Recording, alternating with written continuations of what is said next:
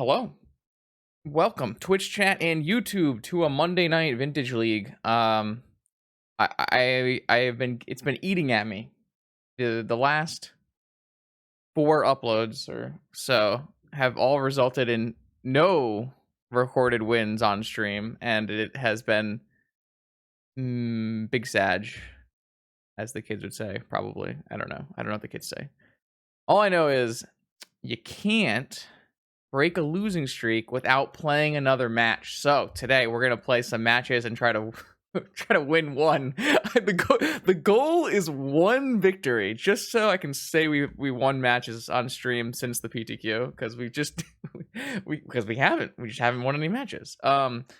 Today we're doing the next iteration of Expressive iteration. We played in the challenge with, I don't see it. Where is it?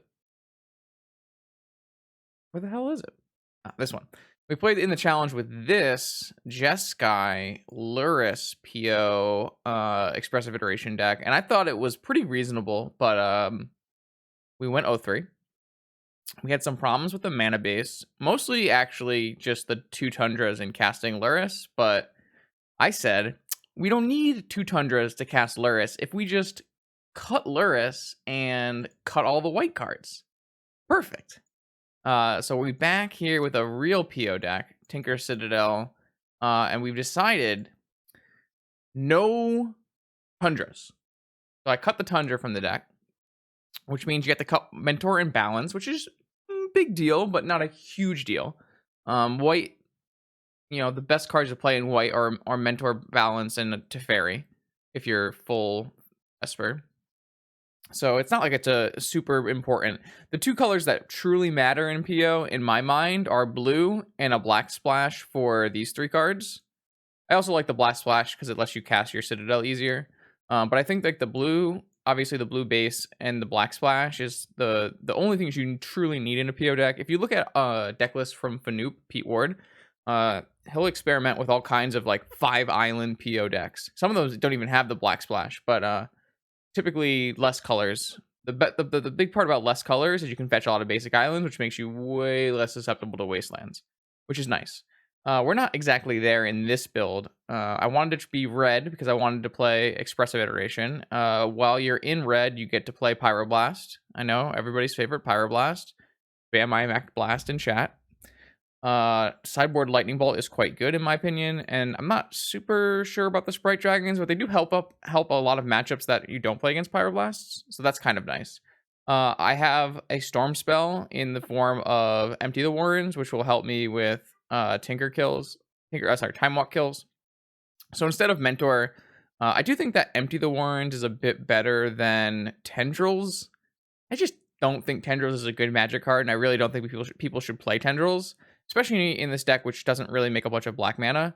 At least in this case, we can have hands that start with like 4 Mox and Empty the Warrens, and that will win you a lot of games in Vintage.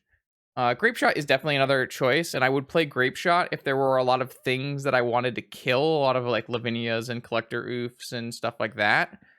I'm not 100% sure that we're at the point in the metagame where Grape Shot is better than Empty the Warrens. I think Grape Shot like can have some problems killing in weird situations. So we're going to try Empty today, but this could definitely be Grape Shot. And you probably can get away with neither, but at that point, you probably want... You usually want something just to make comboing easier. Like a Sprite Dragon Time Walk, or an Empty Time Walk, or a Grape Shot. I know that Bryant Cook is not big on Time Walk, so if you wanted to play Grape Shot, you might be able to cut Time Walk, which is nice, but I think Time Walk's really good with the sideboard Sprite Dragons. So I think Time Walk's fine. So yeah, we basically were playing red for those cards. We're a triple volcanic so that we can play all these iterations. Like I said, I don't think 4 is the right number of iterations, but it does help us test how good the card itself is if we can draw it a lot. So I've been testing it, and I thought this card is very good. It's been able to get me out of a ton of situations where Night's Whisper wouldn't have done the job. So I've been pretty happy. The rest is pretty straightforward PO shell. I don't think there's anything super interesting about it. So we're gonna just hop right in to a league and see what we can do. All right, here we are, round 1, Vintage League. We're playing Grixis PO. What do we got? Hand kind of sucks. Doesn't really have the Moxen that we need to do anything powerful. Can't cast Vampiric. Doesn't hold up spells. Does have Force and Ponder, so like theoretically we could get there, but you kind of need a lot of work to get there. I'd rather just mulligan this hand. Yeah, this hand's much better. What do I want to do? I kind of want to bottom. I want to bottom the land. 6 months I am powerful. Yo, what's up, Snake? Thanks. I want to bottom the land, probe them, and then depending on what they have in their hand, I can go end of turn Mystical Tutor for Tinker and Tinker with Force backup. I can do this, and I beat Wasteland by just holding fetch. So.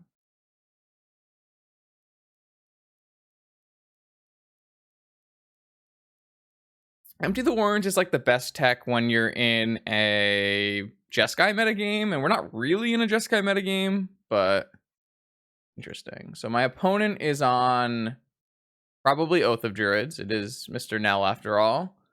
Has a Force of Will and a Veil of Summer, so will be fairly difficult to resolve said Tinker. In which case, I would rather just Ancestral now, make them force back, and then I'll force back, and then I get to resolve an Ancestral.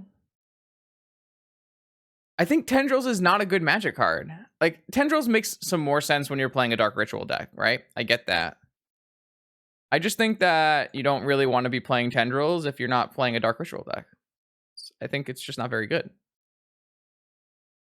Like almost all the situations where Tendrils will win you the game, Empty the Warrens will also win you the game, and it will win you the game in some situations where Tendrils wouldn't, right? We're not playing Dark Ritual in our Moxen based mana deck. What would they end up pitching here? Actually, they pitch Show and Tell, Forceful. So they have Preordain. Sure. We're looking for That's exactly that. Wow. Okay, so these were the exact cards we were looking for. I was going to say we're looking for Sapphire and Counterspell. So yeah, now we have the same game plan as before. I kind of just triple Vampiric tutored right there. That's really insane. I don't know how else to say that. That's just unreal.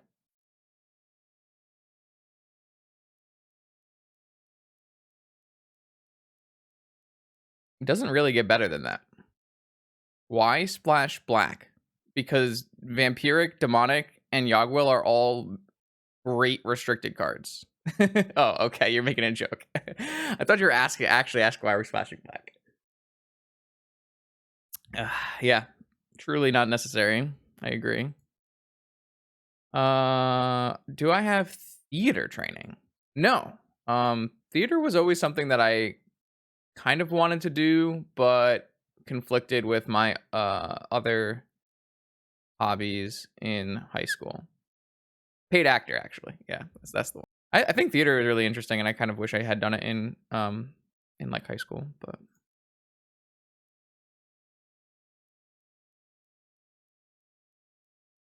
Tinker Gamer.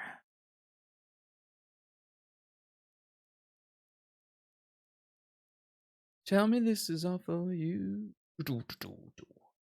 Yeah, it's fine. So there's no way they have any kind of counterspells here because we know that they have Veil.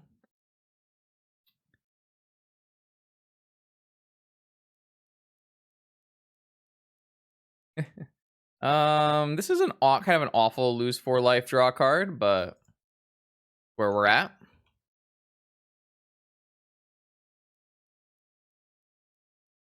I actually did a theater course in college where I was Romeo in a very scuffed modern thing. I don't really know how to explain it. Some kind of weird retelling of Romeo and Juliet. That was kind of a weird how do I say this? It was a weird course because I I took it. Yeah, kind of. It was a very modern kind of retelling. I don't know how to explain it.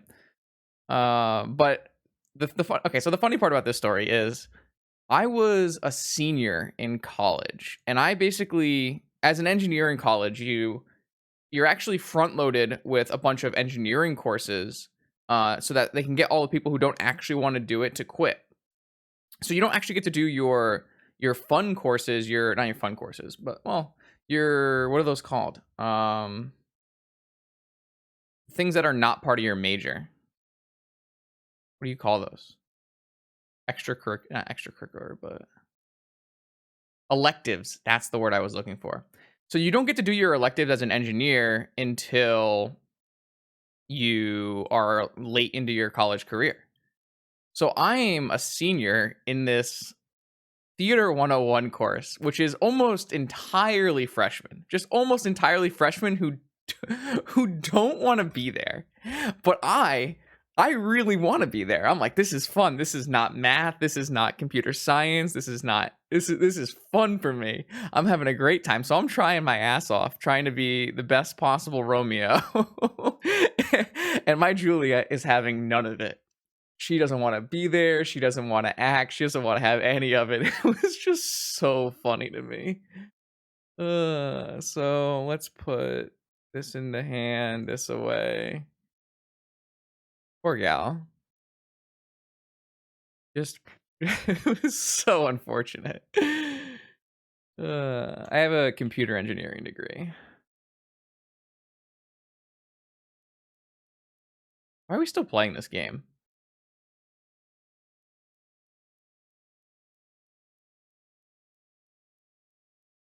Sure.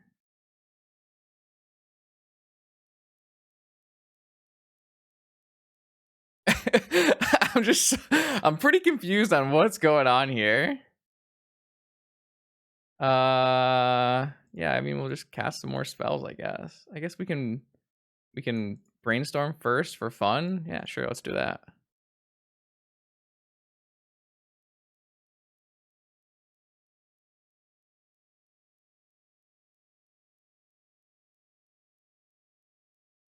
I love commentary. Commentary is a lot of fun. I almost went into League of Legends commentary at one point. That was a choice I was thinking about making.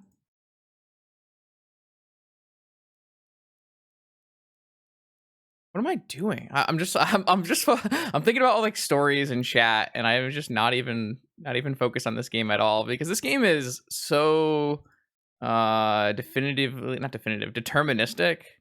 There's just no way you can lose this game from this point. Just trying to figure out why I'm still here. All right, let's make a bunch of what do you call those? Let's make some goblins. Hell yeah, let's make some goblins. More. All right, goblins time. Whee! Let's just make 50 goblins, you know? Why not? How about 50?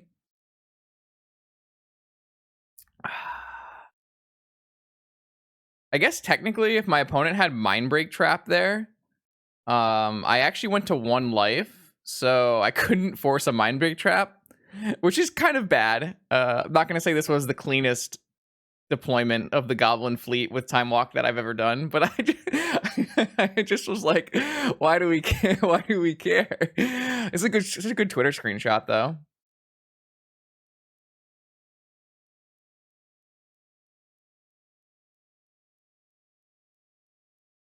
Ugh.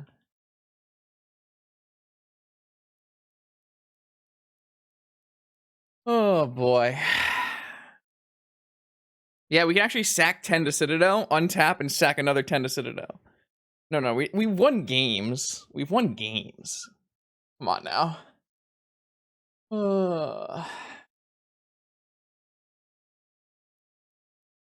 Thanks. I see. I was so distracted. I missed the great compliment from the ATOG. I appreciate that, ATOG.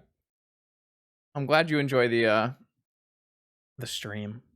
A lot of people actually have told me the way I talk is unpleasant, so I appreciate that you think it's pleasant. That's been kind of a contentious YouTube comment recently.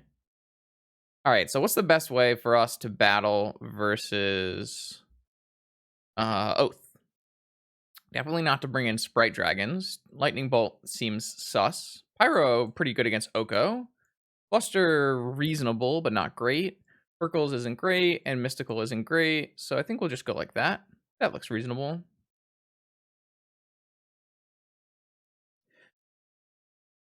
Yeah, I understand. But I'm also human, so we get salty. When you lose 10 in a row, sometimes it eats at your soul.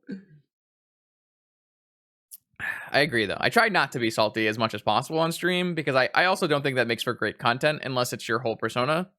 Um, so I try to keep it reasonable as much as I can. But I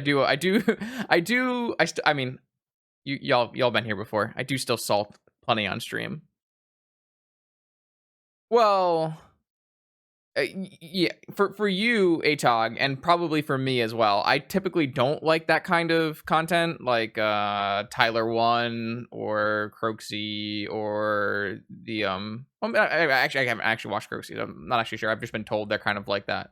Uh, that like there's a brand that you can sell and a an audience who likes the angry, abrasive, funny kind of style. Um, Typically, I don't enjoy that kind of stream, but I know plenty of people who do. So it's just a different way of it's just a different kind of entertainment, right?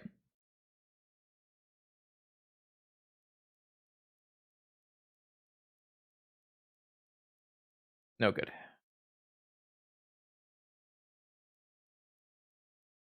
I don't really like playing poker for money. I don't know what's the huge difference between poker and Magic for me in terms of. I guess I just don't view. Hmm. When I play Magic for money, it doesn't feel as cutthroat as playing poker for money. Like I feel like I'm getting some kind of enjoyment out of it. Oh, I'm shipping this hand, but we're currently waiting to see if Mr. Nell will be going to 5.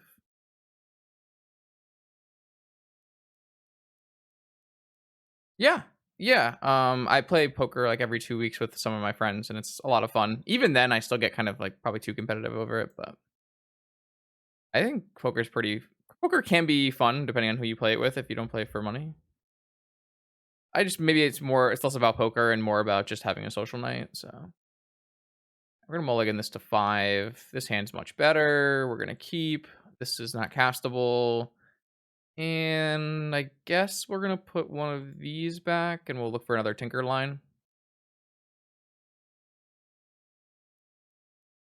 Yeah, like I don't play Magic to make money. I do make money now playing Magic for the majority of my Magic career, as it were. For the majority of the time that I played Magic the Gathering, which is many, many years at this point, it's a hobby that I've sunk money into. I probably am closer to even now than I ever have been, but it doesn't mean that like for the most part, Magic actually for almost the entirety of my Magic lifetime, it's never been about money. Now, unfortunately, it does get a little bit mixed in because I'm doing it as kind of a side job where all of my games are streamed and there's money involved. So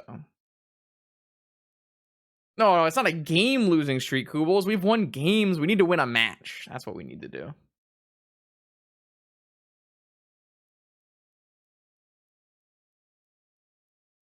Magic has always been a game and a social outlet more than anything else, right? Maybe that's because I was never good enough to make money beforehand.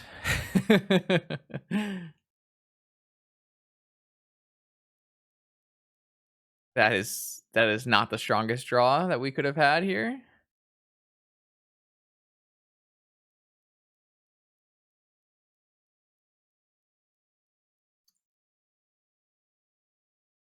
I mean, OP, my opponent's not like a terrible player, and they have played enough Oath at this point that they know how the deck works and play it pretty well. Like, Oath is a reasonable deck in the metagame, and my opponent is a very reasonable player, so they're going to win games even without, the Oath bug. I feel like I'm going to get Oath with Veil of Summer back up tier. It's kind of what it looks like it's going to happen. Wait, you can back up from that? Didn't know you could back up from that. Oh, we're getting Oko'd. So Oko's a little weird here. I think I'm going to let Oko resolve. I think I'm going to let Oko resolve because I want to be able to... I think I'm going all in on this Tinker, and I want to be able to force back up it.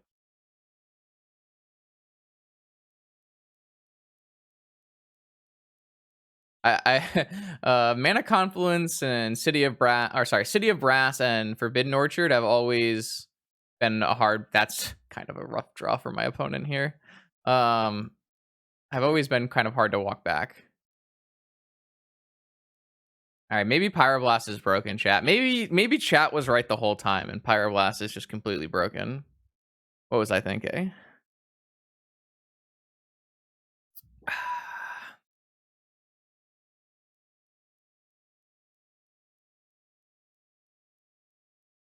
So they had force pitching Brainstorm.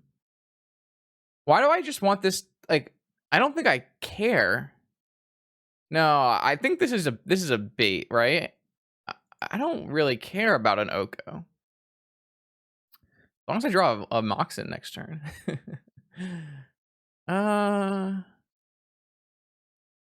Yeah, I don't know. I still agree with my original play of not forcing Oko, and if I agree with my original play of not forcing Oko, then there's no reason that I would want to force the Pyroblast, so... I wouldn't have even pyroed the Oko. Well, the problem with not pyroing the Oko, Cho, is that we are never going to have mana to protect any of our spells with Pyroblast. So I would rather use that and make my opponent have to protect their Oko than anything else. This one seems a bit rough. Why does it feel like I'm just going to get Veiled? Citadel doesn't need to pass the turn. If you pass the turn with Citadel, most of the time you lose anyways, so... All right, I think I still just want to draw Mox and go for it. I think this is fine. If this game goes longer than like 1 or 2 more turns, it's going to be challenging for me to win, but I don't really want the game to go more than 1 or 2 more turns.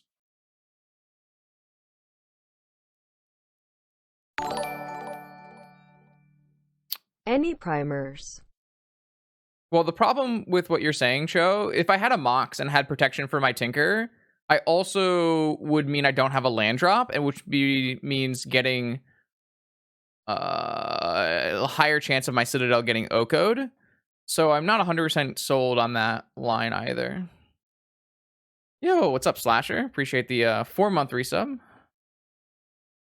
It's true. Slasher brings up a great point. Did you know that if you have Amazon Prime, you get a free Twitch sub every month to your favorite streamer? If you just go down and look and see if the button says subscribe with Prime. I don't know what it says. Probably something similar to that. Damn, it's been so long since I did a Prime shill that I just don't have it anymore.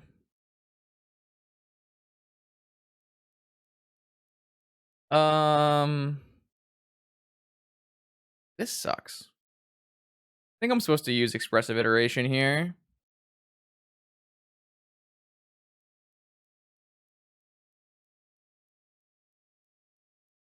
All right, let's see what we get. Unfortunately, my opponent's going to draw 2 cards next turn, which is unfortunate. Oh, no. No. All right, so blue card into my hand and an opal straight into play. It's good. This means they won't plus on my opal. So, next turn, chat. All right, we do have to somehow now... Hopefully their top 3 cards are not very good. I think Iteration's insane. Like, Iteration was loads better than Night's Whisper right there. If I had cast Night's Whisper, I would have, drawn double Opal? I think Iteration's very good. And that's the reason I'm playing it. I'm not playing it because it's fun and a new card. I'm playing because I think it's good, and I'm trying to figure out how I can build it the best way. Yeah, maybe. You're probably right. I should probably have left the spirit back to block. Ipnu Rivulet, huh? Doesn't read Maharu's Twitter. Just follows her lists. Oh, right. I forgot. My opponent is, yeah. Forgot about that.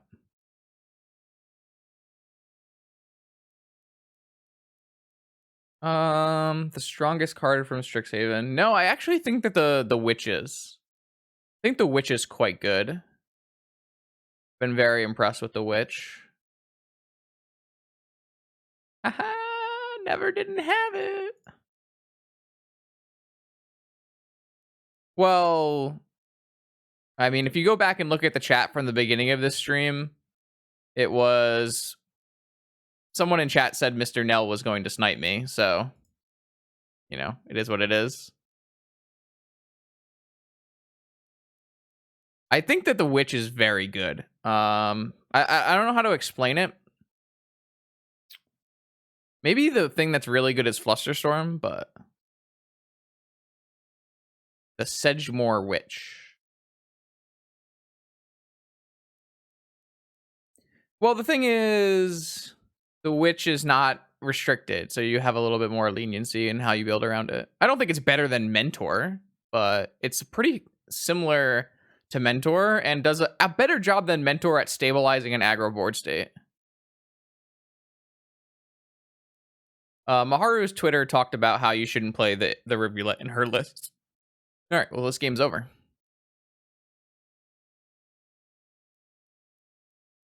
It doesn't matter. We drew so well that opponent had no chance.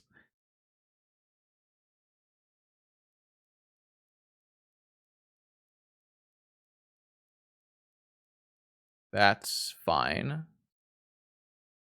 Don't care. Wait, they misused their mind break trap. Okay. Let's put this into hand and this on top and this in exile. Cast this. Cast this.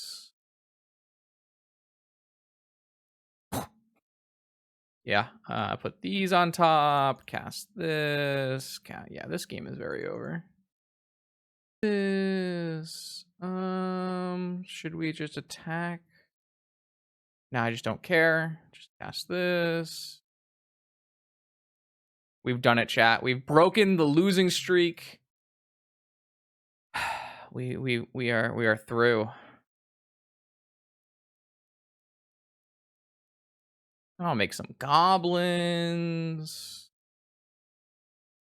Actually, deterministic lethal here because I can Yogwill. I can activate my Citadel. Well, yeah, I can activate my Citadel and then replay everything and activate it again.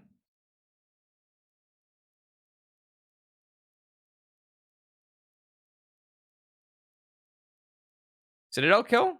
Y'all want a Citadel kill? We can do a Citadel kill.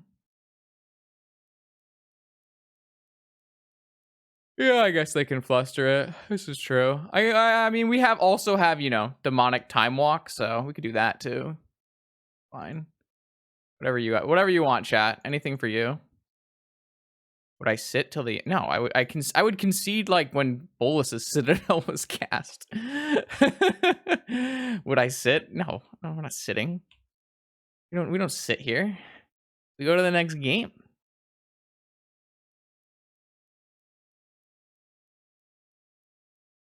I see Tinker on the stack and I go, next game, attack Mr. Nell. GG's, Mr. Nell. Tinker too strong. I think the first thing that went wrong with my challenge on Saturday was I registered Luris instead of registering Tinker. Who in their right mind registers Luris over Tinker? Tinker's completely broken. Completely broken. Okay, round 2. Yeah, I mean, in the situation where we cast Iteration in round 1, it was definitely better than Night's Whisper. It didn't cost life, and it dug deeper. Yeah. Yeah, it was good. This one's fine. Let's do that. A couple uncastables, but we'll get there.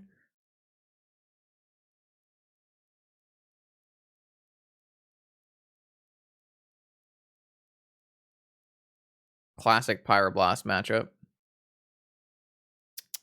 At least Flusterstorm would have pitched a Force of Will here. You hate to see it. If I had Flusterstorm to pitch to Force of Will, I would snap force this with the Flusterstorm, go for Time Walk, Narset. But now, I think I have to just get rid of Time Walk, and maybe we'll draw Opal, and it'll be fine. Luris is only broken because I haven't played it in the right shell. Well, I think the right shell is Breach, and Breach deck doesn't look too good, so... Yeah. I think pitching Narset would be silly when Time Walk is such a weaker card here.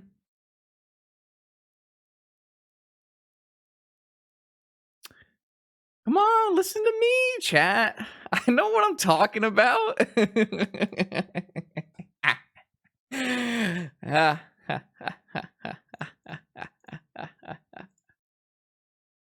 Yes, good. Good. Oh, yeah.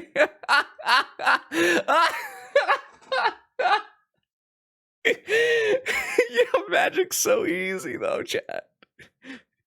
Magic's so easy. Imagine cutting Narset from your PO decks. Imagine just cutting Narset from your PO decks. Wouldn't be me. Wouldn't be me. Jesus. Y'all ready for the Empty the Warrens? I don't care if this is right or not.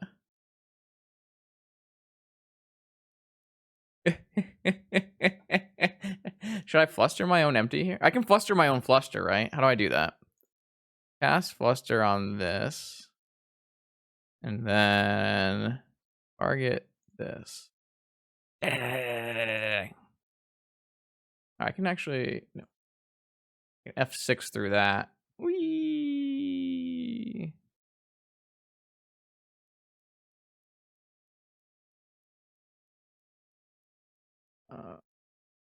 Red. That's... All right. Well, I ran out of stuff to do. Unfortunate.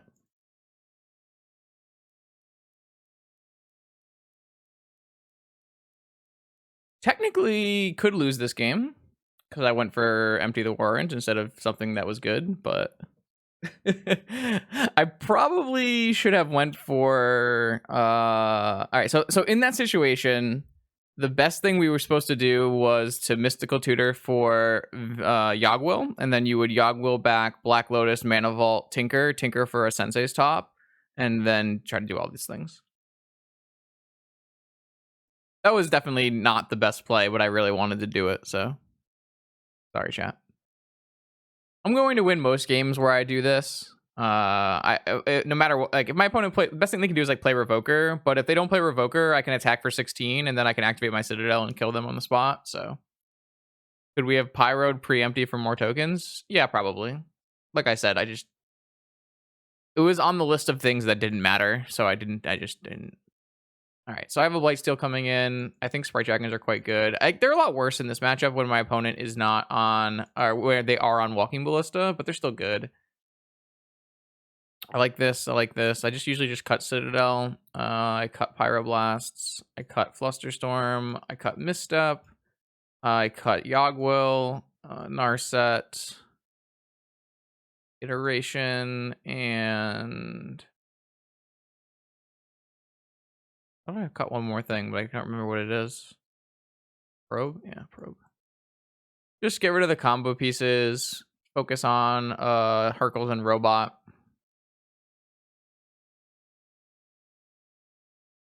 Well, to be fair, like you don't want to concede. All right, so that's a Tinker you don't want to concede to, because I can brick really easily. Should I be cutting empty? Maybe. It's definitely possible. This is unfortunate because on the play, I would consider keeping this and going Merchant Ancestral for I mean, you can easily brick. You hit any one of your lands and you have immediately bricked.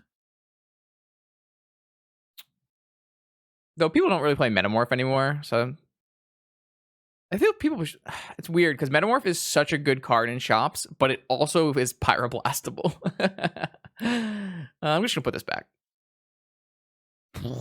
Yeah, we're gonna keep that one. That one's a good one. Yeah, that's the one. Done. I like that hand.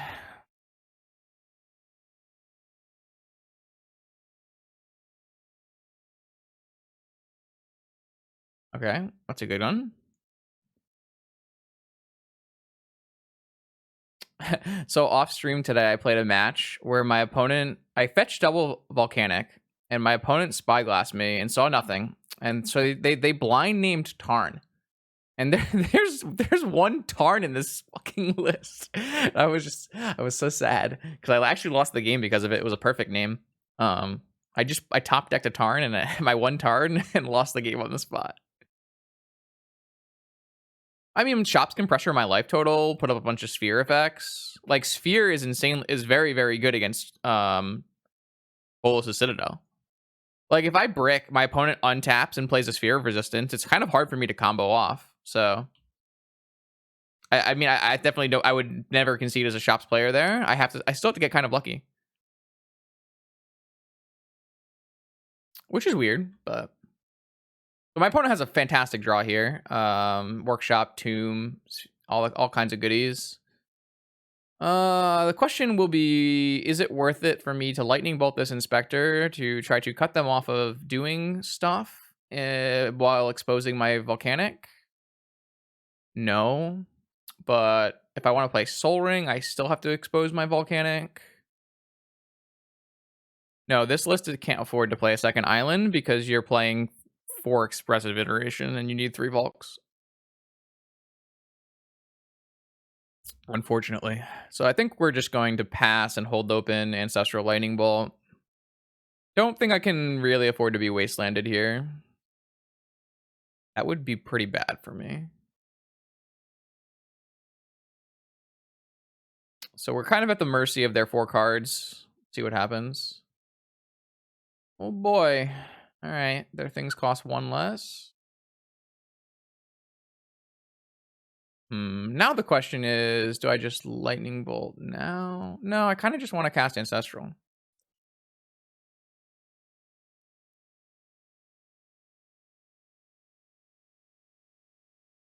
Trust me, you can very easily brick there. Wow.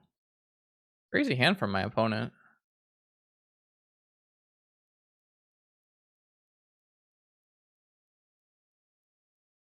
So now 2 drops are free.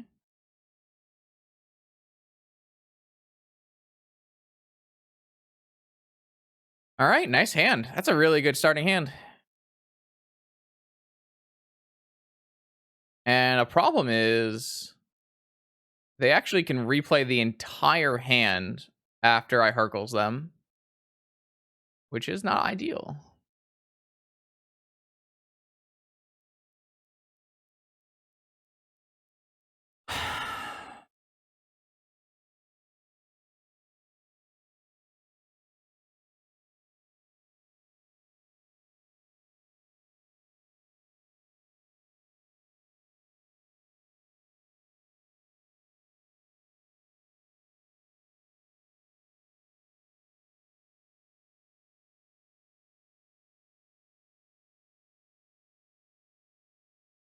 This is the kind of hand where I do wish I kept Citadel in because putting a Blightsteel is not as good, but no. So what I get to do here is I get to Time Walk and then I can Hercules them, and if I draw another Moxen, I'm in like really good shape. Looking to just draw another Moxen basically. Didn't draw another Moxen.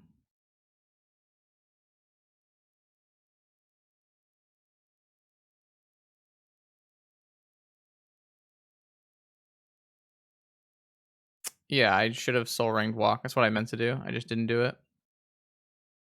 Oops. Soul Ring is mana neutral.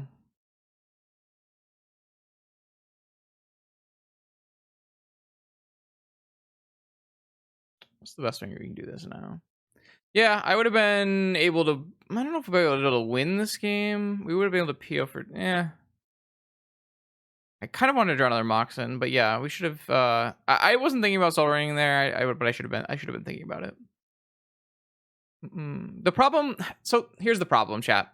If you Soul Ring now, and I end up doing some kind of Hercules play that doesn't win me the game, the Revoker comes back down and just renames Soul Ring, and it's really not good for me.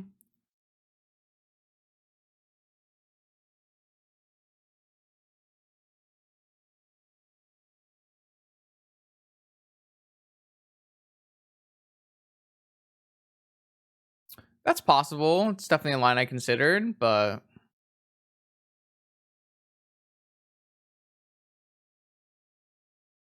3, 6, 9, 10, 12, 13 if I bolt this Revoker.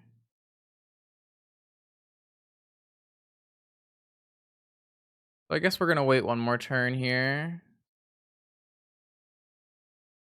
I guess I could theoretically bolt the Ravager.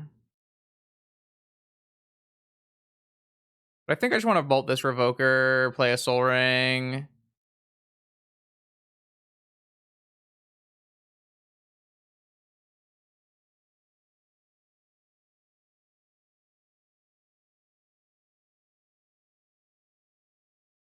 There's no reason to do it now. I don't want to do it in attacks, though.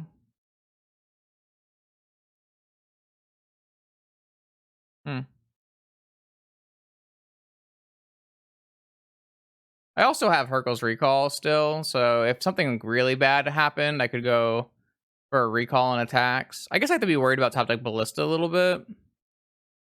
I don't know. Obviously, we played this game a little sus. I mean, obviously the Soul Ring was a huge miss, but I didn't really like the idea of like end of turn Lightning Bolt.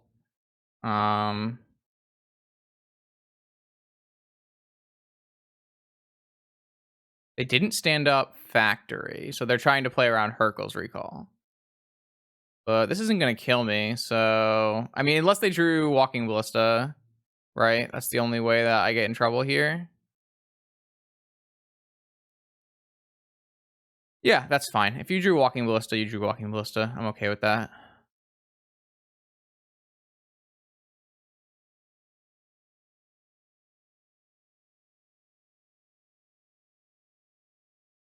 If my opponent didn't draw Walking Ballista, I'm just going to end of turn Hercules. A bad thing would be if my opponent drew a Phyrexian Revoker on Soul Ring. That would be annoying. Okay, they didn't draw anything. All right, well, this is definitely just end of turn Hercules them. And then we're going to look to go off on our turn.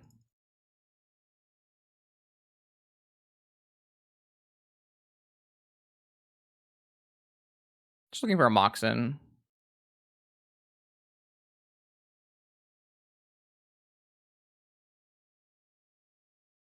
Perfect.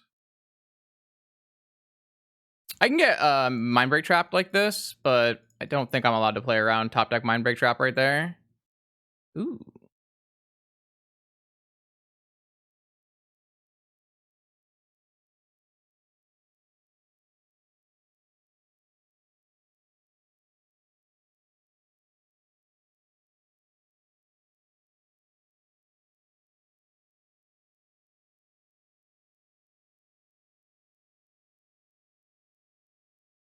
So if I activate top, cast Hercules on myself, draw into... I'm trying to figure out what the best one is.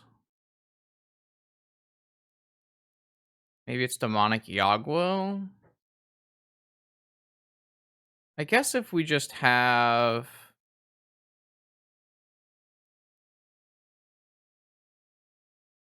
Black mana... Should probably be Demonic Yogwill. Tinker? Can I Demonic Yogwill Tinker Time Walk here?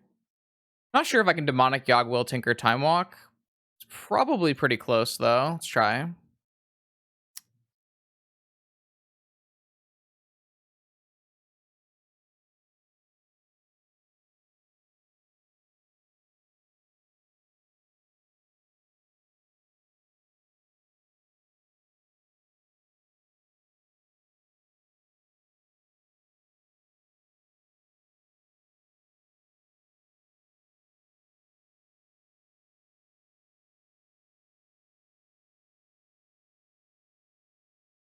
All right, how much do we have?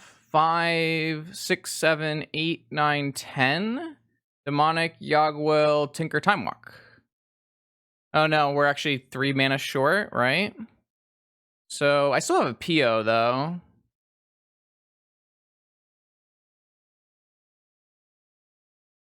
Demonic.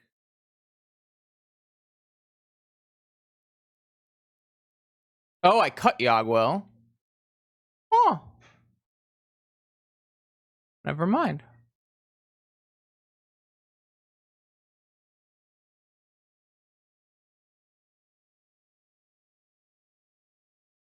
What about Snap PO here? 1, 2, 3, Snap. Play this. 7, Snap PO. Snap Ancestral. Or Snap Time Walk. You just get another PO. Pretty good right now. Draw 4. All that mana is recouped, but that can miss. Get the Snapcaster Mage. Snap PO. I feel like it's Snapcaster Mage.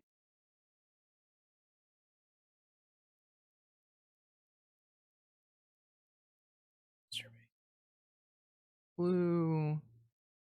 Blue. I guess I'm gonna just do it for 4. I think it's better to have an extra mana than to have an extra 2 cards. Street 4. No, I actually don't think that's true.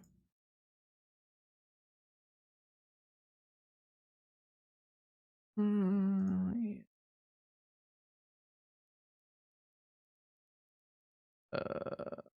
Oops.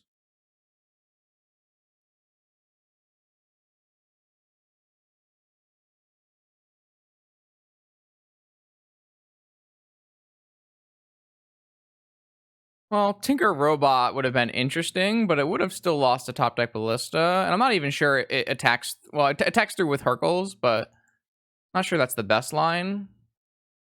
I did make my life more challenging because I took out the Yogwill. I don't always take out the Yogwill, but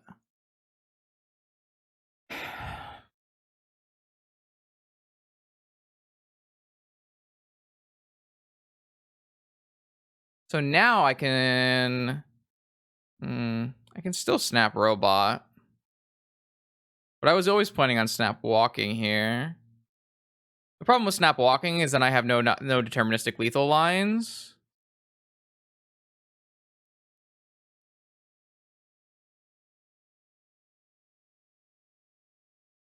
I do have Repeal on my Snapcaster though, which is pretty good.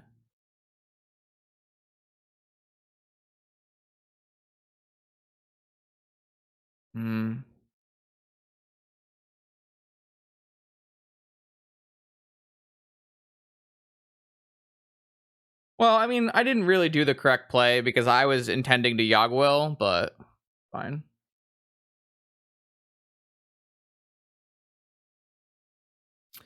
Well, the problem is there's no win because if I snap Time Walk, I will have no longer have a Time Walk, so I can't do anything deterministic. However, I could still make a very large board with a bunch of Empty the Warrens, have Force of Will backup, so it should still be fine.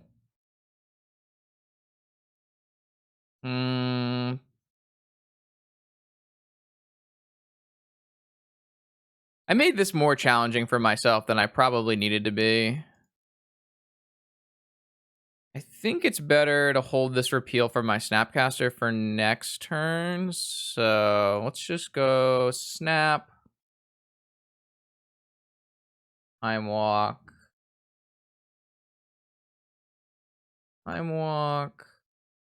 and pop. Then we'll see what we can do next turn here. These can go.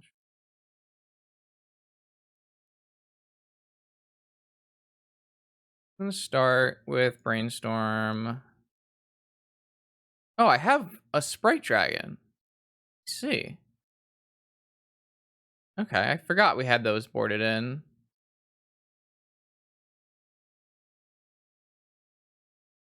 Attack and force.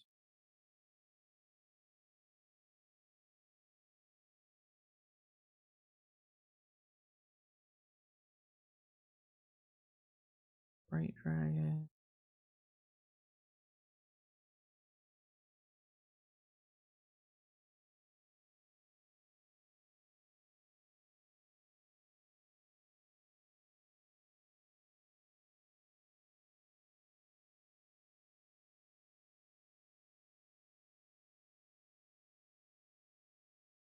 Blue.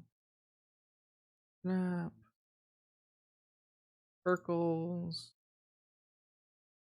Activate. Circles myself. I don't typically play the red versions, and so I don't actually play with Sprite Dragon very much. But yeah, it was lethal. Yay! I like it. Yeah, so there's like, so a lot of piloting PO for me is just muscle memory and mental memory. So when I introduce like different variables, like, hey, I suddenly cut Yogwill when I don't normally do that, or hey, the Citadel's not in, and I normally keep the Citadel in, it does make things a little weird. Okay, chat. 2-0 with the expressive iteration PO. Expressive iteration of PO. Hey, let's do it. No cats this time, because we're a smart magic player. All right, that sounds fine. I think PO is a pretty... I don't know if I can agree with that. Hold on. I was going to say, I think PO is a fairly decent deck to have as one of the better combo decks because of how exploit... Well, maybe I wish... I think PO would be a great combo deck to have as the best combo deck in the format if Tinker Citadel didn't exist. If Tinker Citadel didn't exist and somehow PO was still the best combo deck in the format, I think that would be pretty healthy. However, with Tinker Citadel existing, even then, like I think there's so much like unhealthy games from PO that I don't think it'd be a good to have as one of your best decks.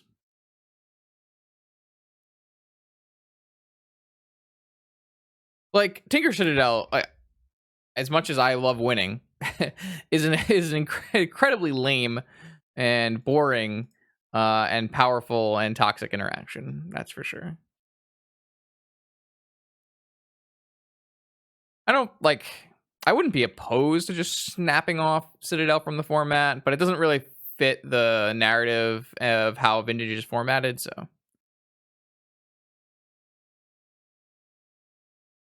You see, that's not really a problem at all, Log. That's a made-up problem. If you're dead, then you should concede. You can concede at any time. Well, that's the trick, is PO is like the worst part of the PO deck. The best part of PO is Tinker. Yeah, I think that Citadel, and I mean, we talked about this in the video that I did where I rated the 2019 design mistakes. I think that Citadel and Thassa's Oracle should never have been printed. Why is my opponent going to discard?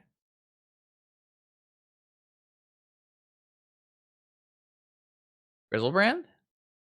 Ogari Grave Troll? Bloodgast?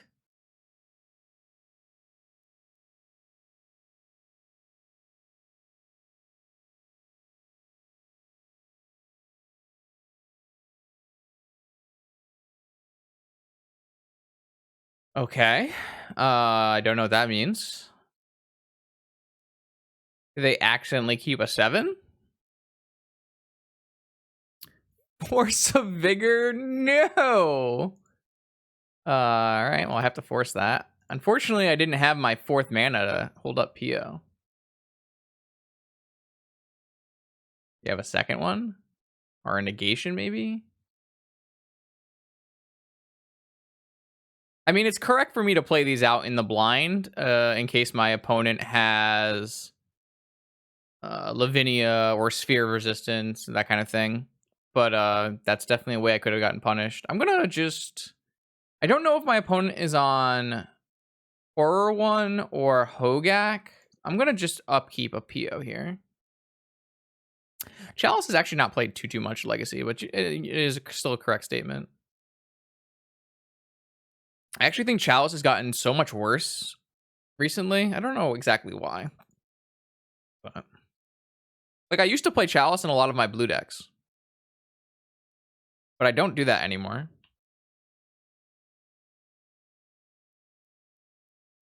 What is I just don't know what my opponent kept and what's going on and why it's happening. Oh, what the Okay.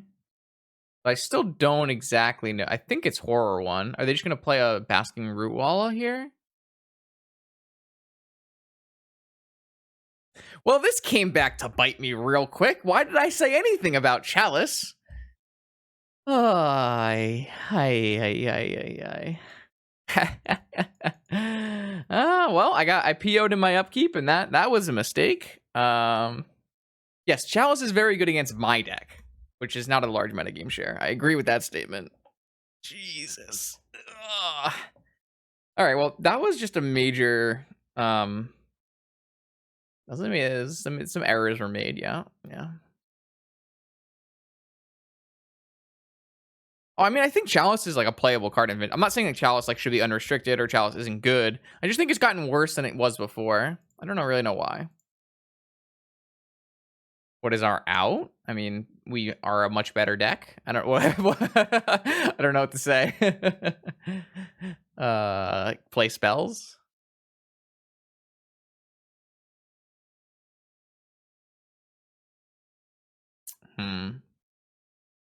I just don't know if my opponent has counter spells still. I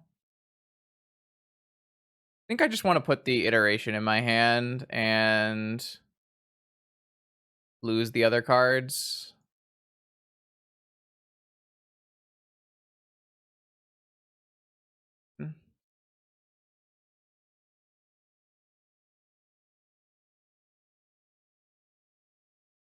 Yeah, I guess we should have put the opal in the grave. That's fair. That was a fair. Good point, Alarm Bot. That's fair. That's probably a better line. Putting the opal and having it cast it and put it into the graveyard. I like that. Didn't think about it. It's marginal, but it's definitely the best play here, so. I think my opponent has a counter spell or another Force of Vigor. It's just the way they're stopping in my turn. Kind of weird. So I'm not going to spin on upkeep. I'm just going to cast another iteration. This card is so good. I really like it. Obviously, I didn't get like full value there, but I still went 3 cards deep.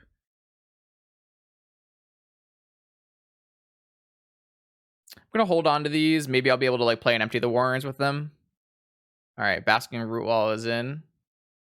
So we have Yawgmoth's Will for later, Van. That's like the one little reason you can want it. It's better than like, it might be better than exiling the Pyroblast. Kind of hard to say. Also, one of those cards goes back into my library. I'll probably have to shuffle my library at some point. The opal might be possible that the opal is marginally better in my library. I should have a repeal in my deck if I want to bounce this Chalice. Mana Crypt. Blue, red.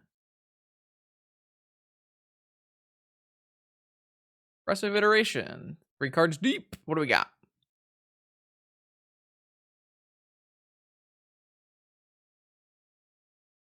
I feel like they have a counter spell. It really does feel like they have a Force of Will or something. Attacks and Krogus. I guess we're gonna find out.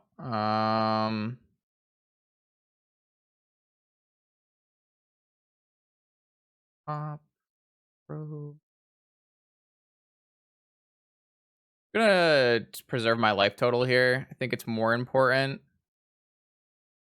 We're gonna get clocked for a couple turns. So they are Horror 1, and they do have Force of Will, like I said. They actually almost have negation as well. There's no reason to spin now. Oh, I'm glad to hear it, Archon. Vintage is great. They can actually pump this Root Wall every turn, so I'm taking 5. This is pretty bad.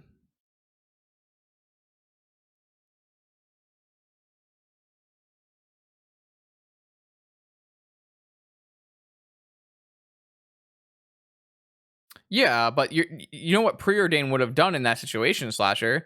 Preordain would have topped another Preordain and bottomed one card and been terrible. I guess not terrible because you would have cast the second Preordain and then look 2 card. Maybe not. Maybe it's fine. I don't know. I don't know. For the most part, I found it to be much better than Preordain. It's at its best when you're getting 2 cards off it. Obviously, this isn't the most opportune time to get 2 cards off it. Like if they didn't have a Chalice, we would have gotten Express into my hand and put an Opal into play, right? They have a Kravokian Horror in their hand. We kind of need to draw Empty the Warrens.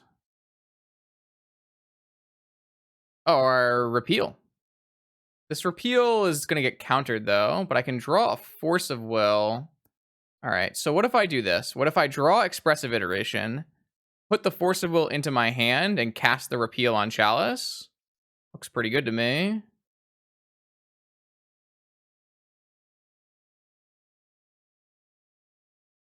Well, the problem is I still would want to keep this PO as it's my way to win the game. That's kind of an issue, isn't it? My opponent could also have drawn a green spell, which would be problematic.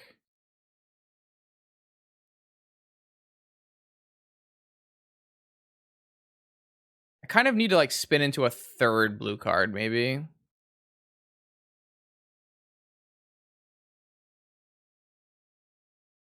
That's unfortunate. I want all of these cards. But I have to put the Force in my hand, the PO on the bottom, and the Repeal into exile. Well, the problem here is I can't actually force the thing on the way back down, though. So maybe I really just wanted to put the Repeal into my... it doesn't really work either. The big problem here is I have to force the Force. And then what? Then I play all these 0 drops, but they don't do anything. If they have a green card, I get Vigored. It's pretty problematic, isn't it? Well, yeah, I can't undo. We're not undoing. I don't want to restart the game. This is the only line we have to take. I'm just wondering if there was a better thing we could have done. I don't know what the better thing we could have done was, but... Unfortunately, putting a PO on the bottom here is quite bad. Maybe I should shuffle. Oh, this is pretty problematic. This is pretty problematic because this is definitely going to get countered, and I kind of need... I guess I can spin and look for a blue card.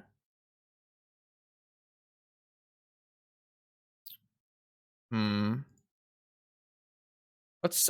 we should probably see if it resolves first.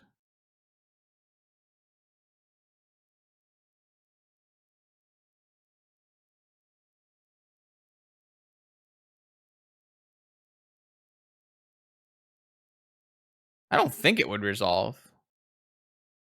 We have to hope that they don't have a green card, and we find a blue card and we go for a PO this turn. I think if they've drew a green card, we've lost this game, and there's just like no way around it. I'm not lost this game, but we can't really play on. Let's see what happens. I think they drew a green card though. It kind of feels like they drew a green card. Yeah, they drew a green card. Wait. Whoa, they got too techie. They got too techie, chat. They targeted their own Chalice. They got too techie. Why would you do that? Just to stop my... What? That has to be a misclick. I thought for a second they were trying to stop the...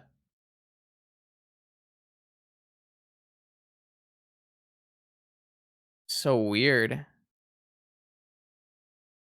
I mean, what this does is it makes me stop being able to find a blue card, but... They targeted their Chalice for whatever reason. I don't know why. This would have worked. If they just didn't target their Chalice, this totally works, and I'd probably lose. But for some reason, they targeted their Chalice, and I don't know why. They actually were going to win that game right there on the spot. Oh, now we win the game on the spot. Okay, cool.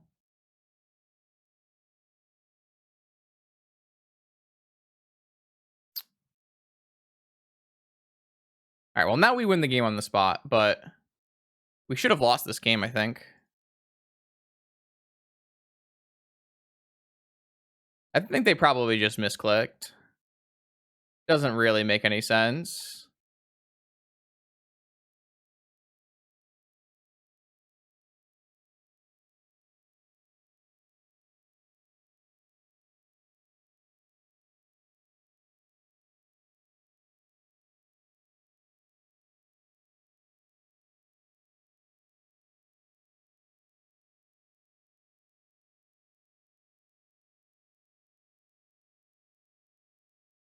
Well, now I get to do PO things, so.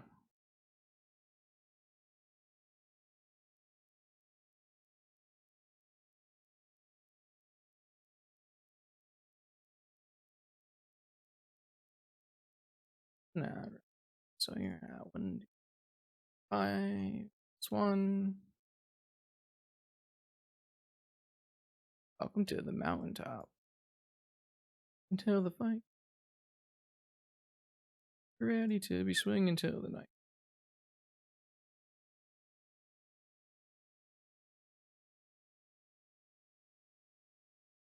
Hope you're ready to be swinging till the sunrise.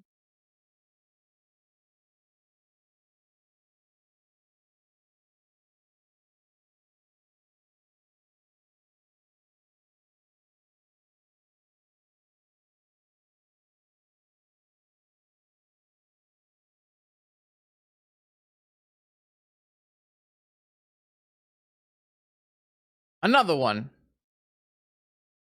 Another one. I'm very surprised opponent kept that hand.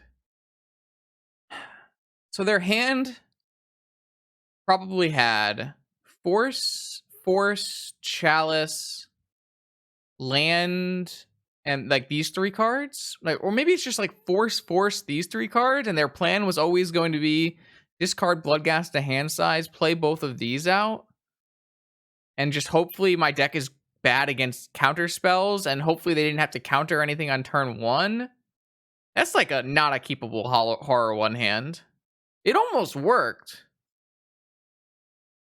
but that hand is not keepable on the blind. Very odd.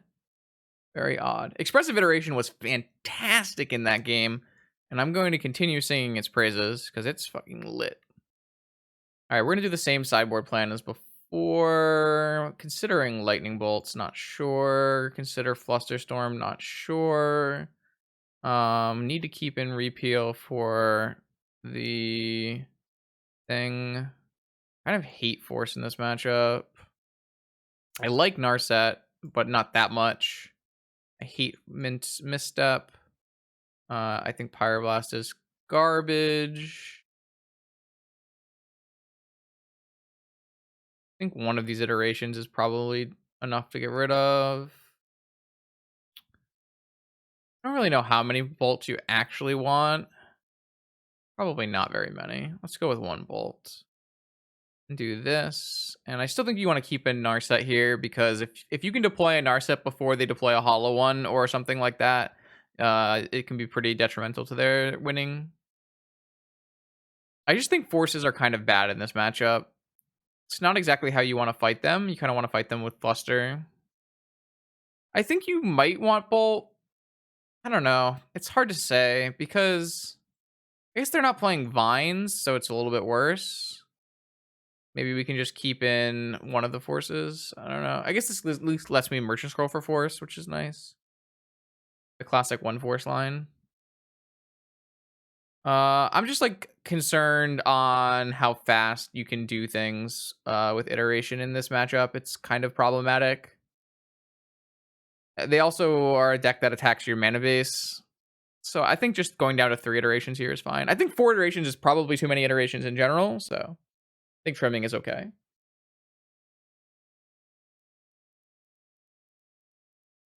Yeah. That's interesting hand. This hand is bad.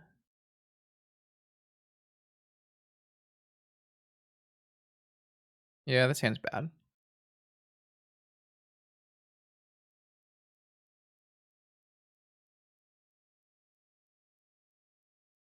That's better. Kind of awkward as these cards don't do anything, but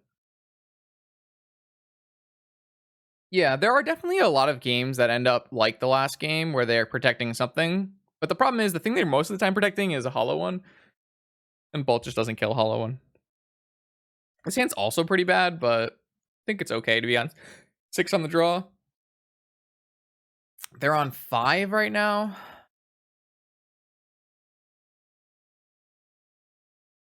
It is so.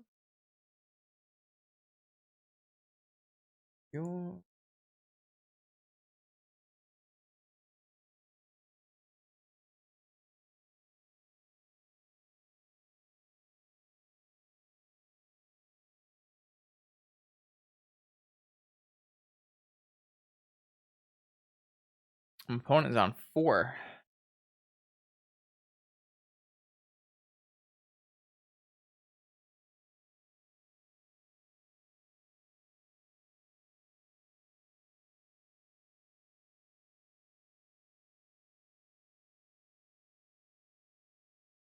All right, they've kept a 4-carder. Let's see what they got.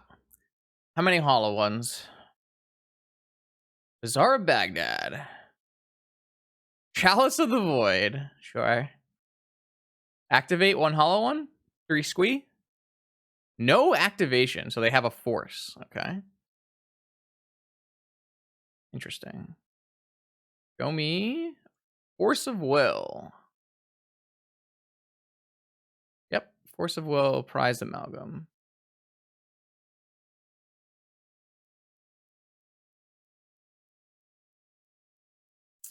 Yeah, Matt Murray played an Is It Signet in his version of Iteration. I don't know how I feel about that. That card is a little underwhelming. I don't think you really need, like, you don't have so many cards in your deck that can't be played off of a off-color Moxen that it's bad, but maybe that's just been my experience so far. We'll have to see. Wow, they hit Kravoken Horror Squee off of their first Bazaar activation. Huh. Oh, that's good. That's pretty good. Yeah. Yeah, that's really good, chat, in case you didn't know.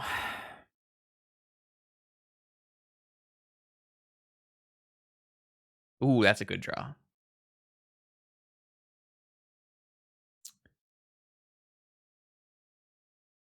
Unfortunately, I think that this Sprite Dragon is going to get countered. Probably should be countered.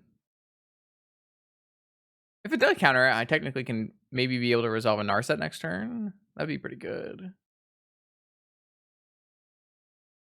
Squee Horror was the best 2 cards that they could possibly have drawn. Yeah. Pretty good. All right, they're debating whether countering Sprite Dragon. They decided to not counter Sprite Dragon. I think that's a bold play. If I had to guess, I would consider that a bold line.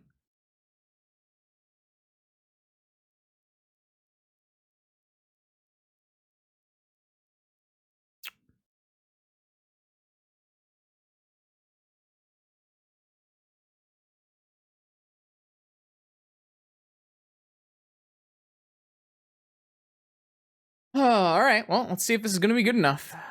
Opponent has better than a Faithless Looting every turn. They draw 2, discard 1 because they have Horror and Squee. Oh, they have double Horror Squee. Nice. Sick mulligan. Jeez. All right. The Sprite Dragon resolving might still just be good enough to win, so the Narset is a little more important, so I'm just gonna get this Time Walk countered, I think. And if they don't counter it, then it's fine. This clock gets sped up by a bunch.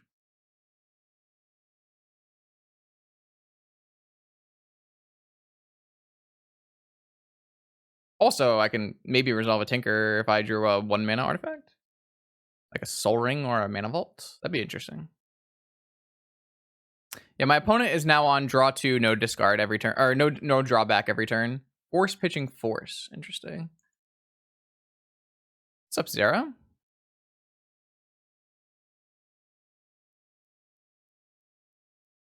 All right, let's see if my little baby dragon is enough to race the abominable Squee horror things. Looks pretty good so far.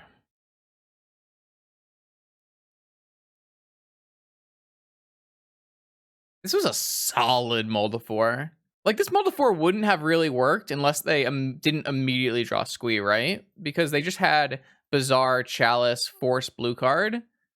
They had to have immediately drawn Squee and been like, well, now I can activate Bazaar. And then when they activated Bazaar, they must have hit Horror and been, oh, okay, I guess. Because there's no way you activate it if you just drew Horror for turn. You had to have drawn Squee for turn. Then you activate it, and then you're good.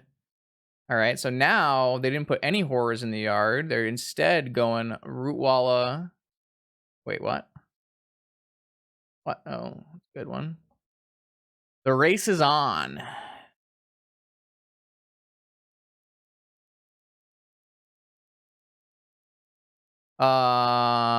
No, I think Narset was gonna be better if we had resolved it, probably.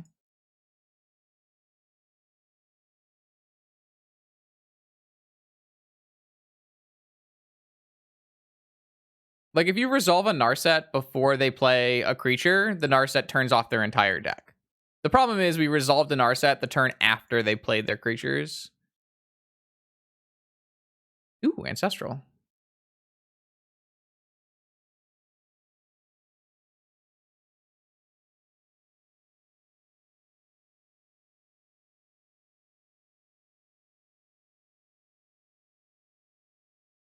All right, so my opponent has to figure out a way to beat the Sprite Dragon on this exact turn or they die. That seems fairly unlikely. They would have to have Hogak Sickening Shoal or a Mazavith in their deck. I don't think the recent lists that opponent could have taken from have had Mazavith in their deck, so that would have to be their tech. Obviously, it's a tech that's been discovered before by Montolio, but it's tech that exists. So if they're super learned, they might have Mazavith in their deck. But besides that, it's pretty unlikely that Sprite Dragon is going to die.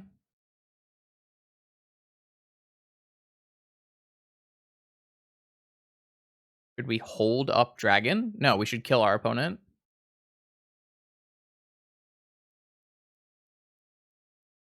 Oh, opponent also activated Bazaar before attacking Narset. That's good for us as well. Cool. Okie dokie. Round 4, Vintage League. We got Soji. We've got kind of a terrible hand. It's a playable hand. It's a playable hand, but it's just such a medium hand. We draw a Mox and it's a pretty good hand, actually.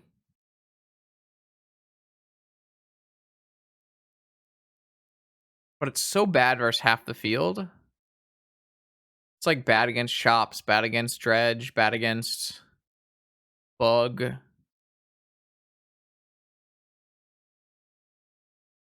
I would keep this hand if I knew my opponent was on Jeskai. But I think in the blind, this 7's not good enough.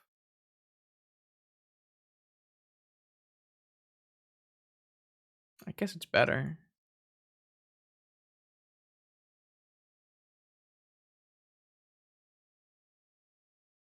It's not much better. This hand's quite good against Shops. I don't know what Soji plays, actually. Ooh, Underground Sea. I think keeping the Citadel would be fairly greedy there.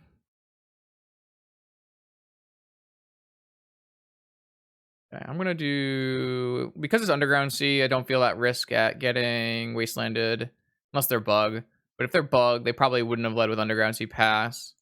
So I'm just gonna get a Volcanic so that next turn I can cast Expressive Iteration, and I'm gonna play a Soul Ring.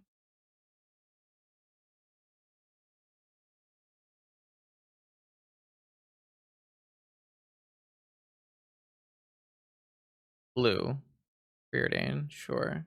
Wonder if it's just Doomsday. Doomsday, a winnable matchup for PO, but not an easy matchup by any means. Yeah, all right, Doomsday it is. Uh-oh. Oh. Not Doomsday. Okay.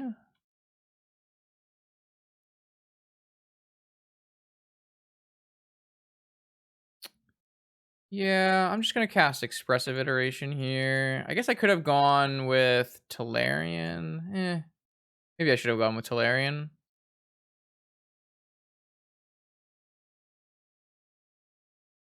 Oh, I got wrecked here. Looks like a Tinker game, though. Still fine. Expressive is definitely at its best when you haven't played your land drop, but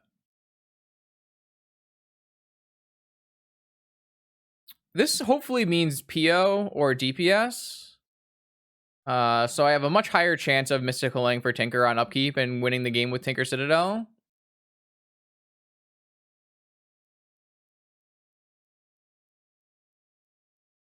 If my opponent hadn't played this top, I'm not sure I would have kept Tutor.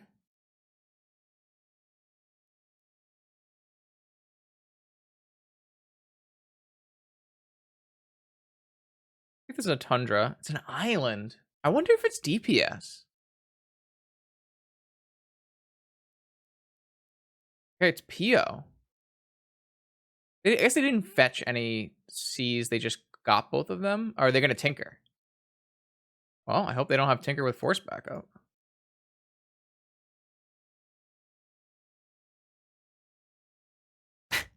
All right, I guess we lose. PO Mirror is not great. Not great. This is what we were going to do to them, so... But they have a Deterministic here with top, so... As I can see... Alright, I'll let them play it out. For a little while.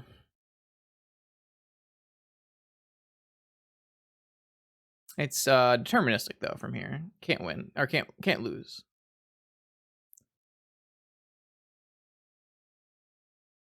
I just kind of want to see what build they're on, to be perfectly honest. See if we can figure out some things. We've already seen Preordain, which is not exactly normal. So I guess I played Preordain my last Esper list.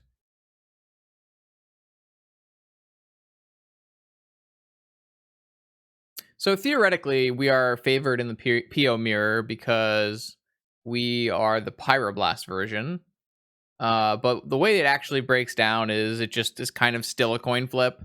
You might be slightly favored because you have more interactive spells, but sometimes you just like don't have the mana to cast them or anything like that. It's just like sometimes you just get tinkered. So even though I think we're probably slightly favored, it's not a huge margin by any means. Yeah, everybody has one main deck Hercules in PO. That's just how you beat shops. All right, this is good enough for, well, they get force off this, then I'll concede.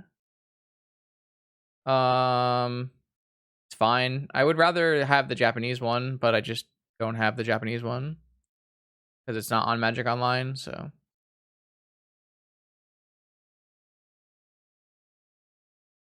if opponent gets Force of Will off this and just passes, it should be good enough. But they got Repeal, so the game continues.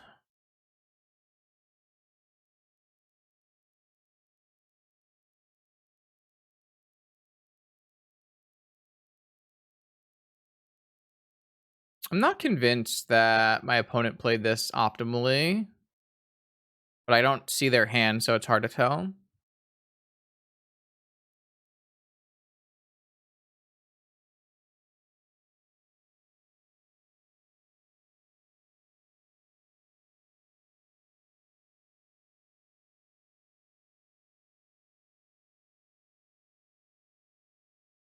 I think they can work around it if they want to, Dave. I just don't know if they will want to.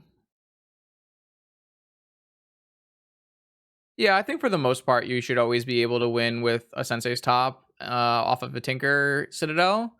But it can definitely get sketchy sometimes if you just draw like the weirdest cards. My opponent cast Mystical Tutor in this game, though, didn't they? Or did it just go in the yard somehow? When they cast Mystical Tutor, didn't they?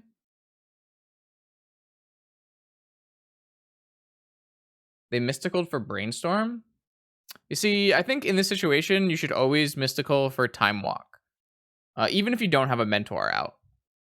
Because just going to a second turn most of the time is going to win you the game. Because even if you screw up somehow in the first turn, you'll have a second turn to do things. So I just when I don't want to think about it, I think most of the time you just mystical for time walk in all situations. Like for some reason I'm getting a turn here, and I don't think that should be possible. I don't think that my stuff is going to resolve and I'm going to have a good time, but I'll try.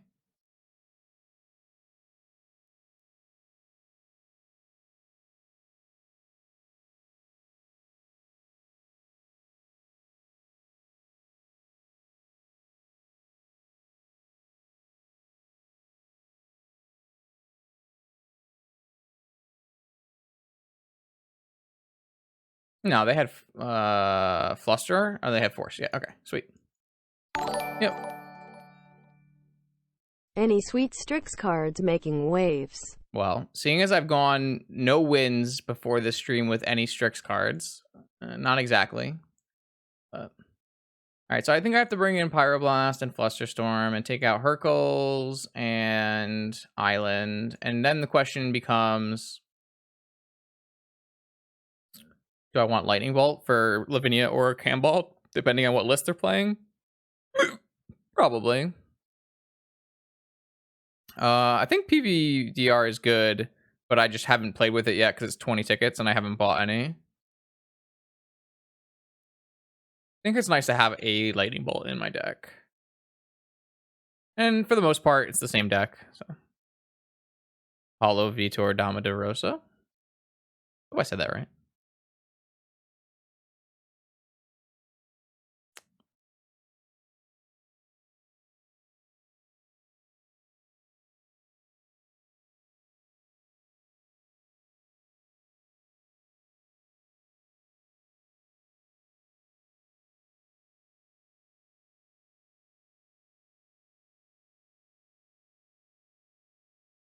It was 20 ticks when I last checked. I'm pretty sure it's still that much.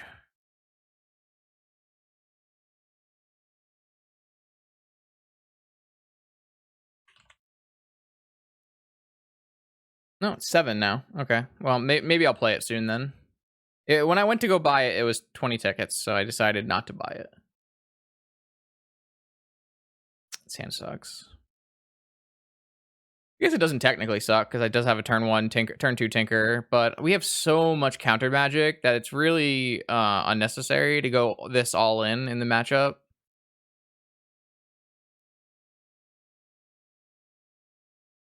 I don't think I want to do it. No mulligan. Like, this is the kind of hand that we can have. Like, how is my opponent beating this? I guess we'll find out, right?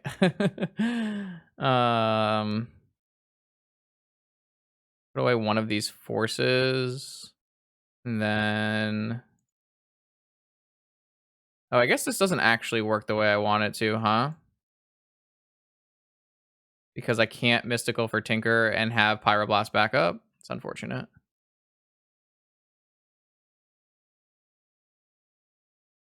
Turn 1 with Fluster backup does not beat this Kubels, but I could try.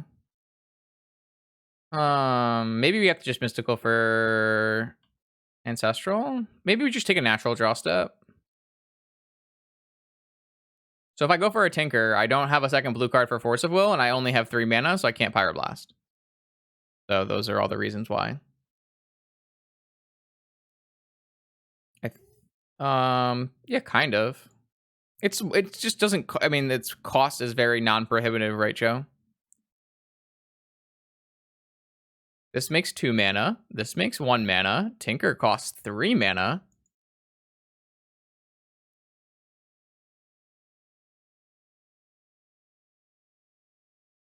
I think I'm just supposed to take a natural draw step here. I don't think Mysticaling for Ancestral makes sense. That's kind of interesting. I think we're just supposed to cast it. Maybe not. I think so, though. Kind of weird.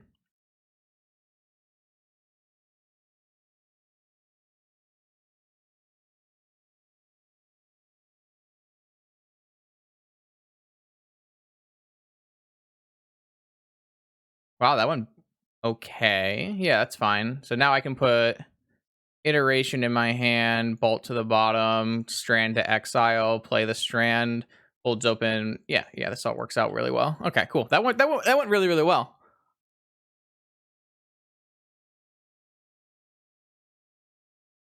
This card's great.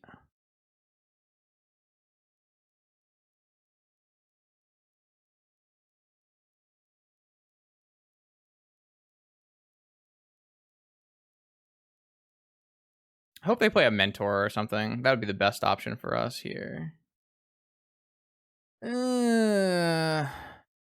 Think I'm rather fight this now. with my Pyroblast.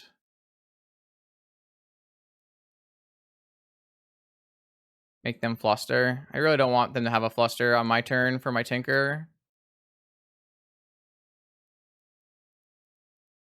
Jeez. That's the worst outcome. Well, I can't beat Fluster, so I think I'm just supposed to still cast this on it, unfortunately.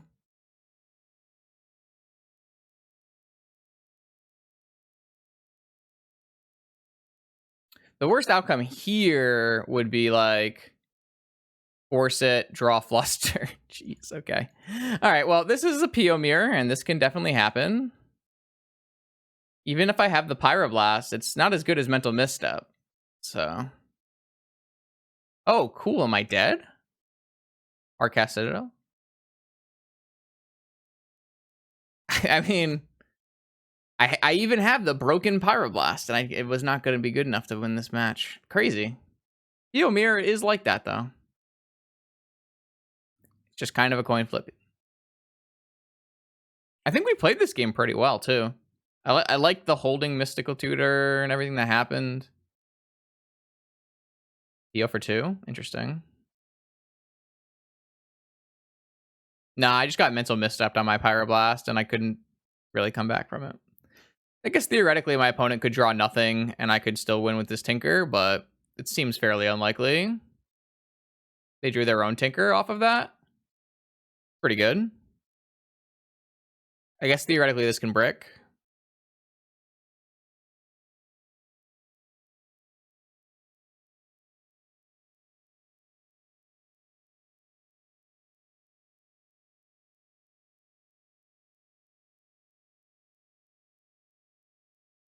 I mean, it's a Pio Mirror. This is exactly what a Pio Mirror is. It's a pile of bullshit. Pio Mirrors are just insufferably bad, which is another reason you don't want Pio to be your best deck in the format.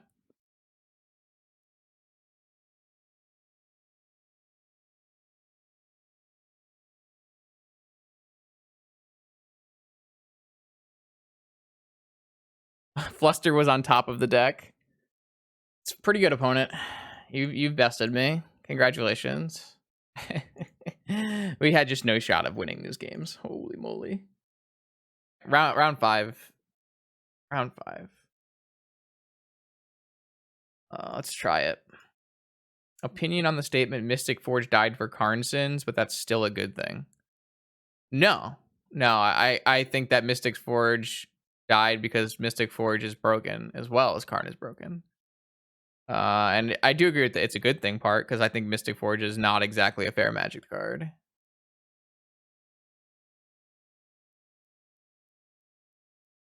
No, I don't think Forge died for Karn sins. I think it definitely got wrapped up in how good Karn was, but I think Forge would have definitely gotten restricted on its own. So I guarantee you that Forge is not a good card to have as a 4 of in Vintage. Can guarantee you that one. Yeah. All right, if I do this, I'm gonna get. I'm just not gonna cast this expressive iteration. It just seems bad. My opponent, I don't know. I against my opponent, I need to be smart, because they will always have more counter spells than you. That's just how this works.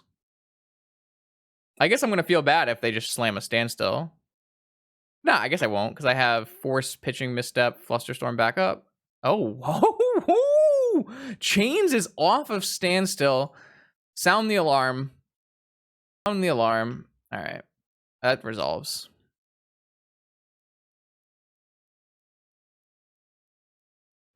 Demonic Tutor. What you're saying is I can get an Ancestral. I could just cast Expressive Iteration right now, and it's also pretty good.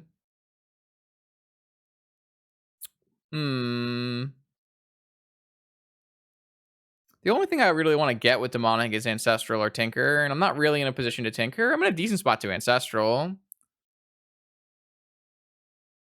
So, Ancestraling now does play into negation for no reason. I just feel like this is a really good time to Expressive Iteration.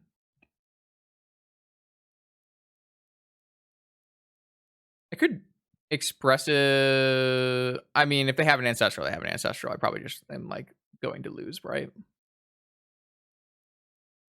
I'm gonna cast Expressive Iteration. I think it's better.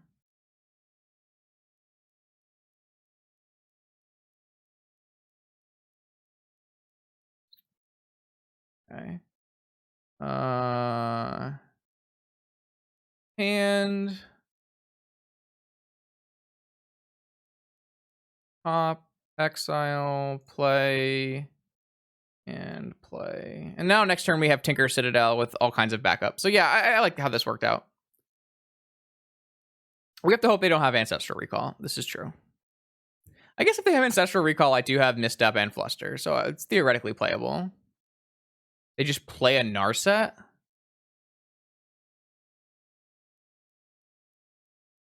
I theoretically don't need to counter this. But I guess we probably should.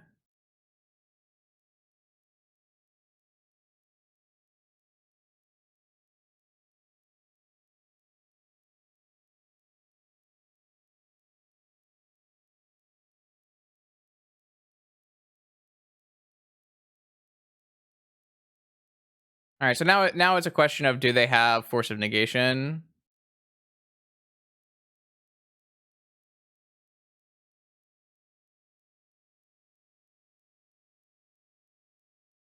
So I theoretically 3, 4, 5, 6, 7, 8. 6, 4. I can theoretically tinker with Flusterstorm backup. The problem is I lose my land drop. And I am susceptible to brick into Dak.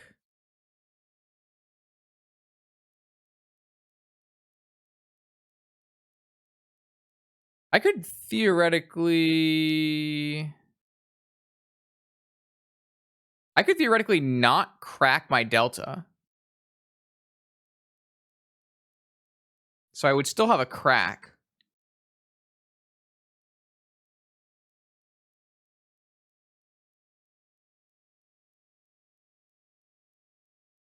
It's still probably right to just Demonic Tinker. All right.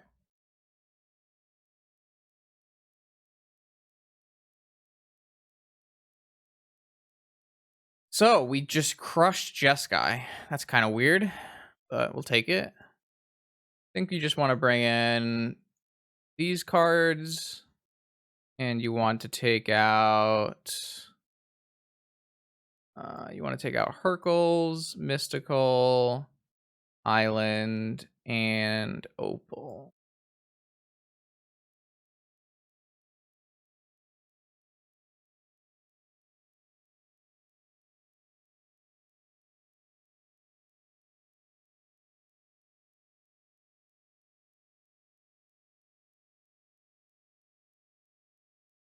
That's a really good hand. But just one Renegade PO pilot did us in, huh?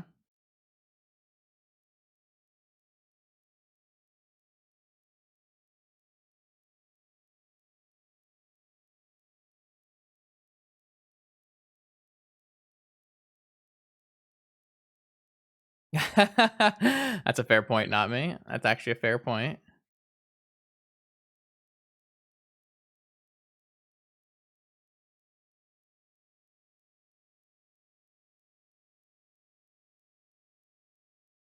Oh, Ancestral of their own. That's not good. That means they're more likely to draw Mental Misstep. I guess they did mold a 4, though. So it's highly likely when someone molds the 4 that they'll have Ancestral due to just London Mulligan. Oh, so close. London Mulligan pretty broken. I'm definitely not doing this on my turn because I think we'll just get trapped or something silly.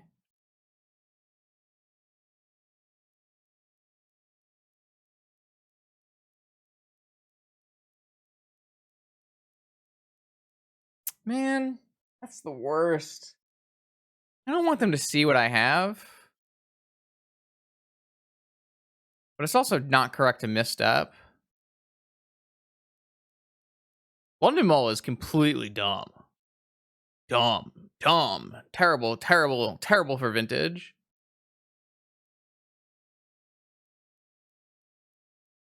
I don't know if this is actually going to work out well for me here, but...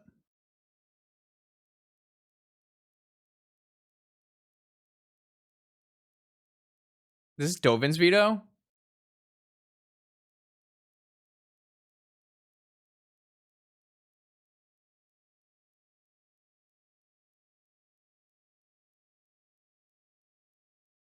I fucking fucking chains, dude. Why is it always chains? Why do we not upkeep? Because I didn't want to cast it into open mana for no reason.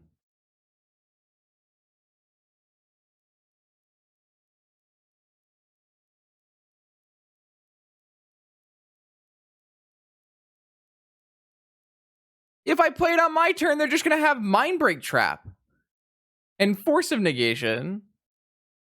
I think I'm just supposed to let them play their turn out, and eventually I'll have a superior board state. But I got baited in by the pro because I fucking... Letting them know my exact counter suite is never going to work out for me. So I went in.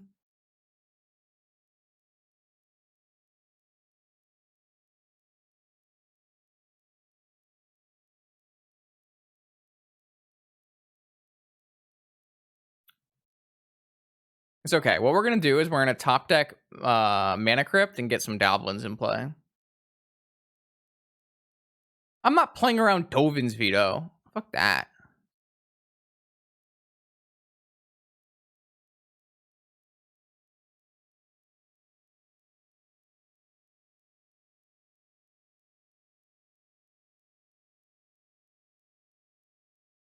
It was obvious they had it. What? No, it wasn't.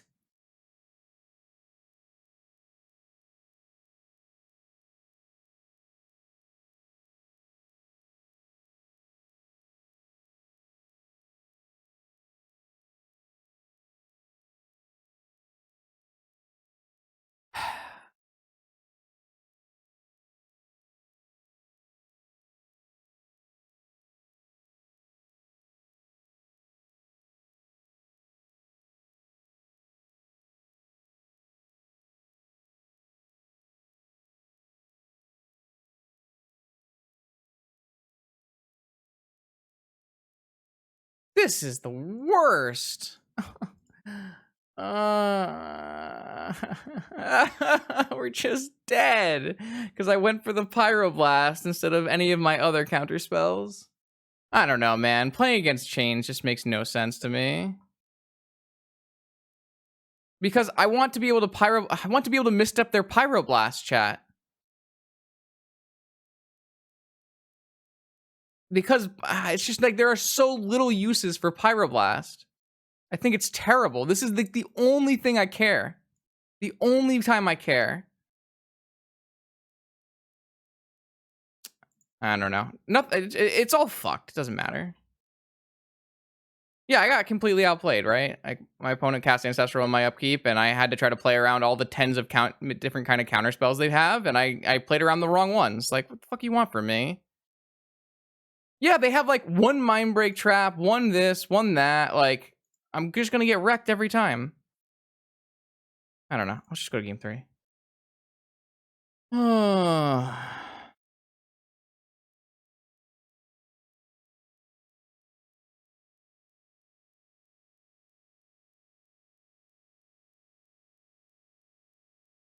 No, Misstep is just like super superior.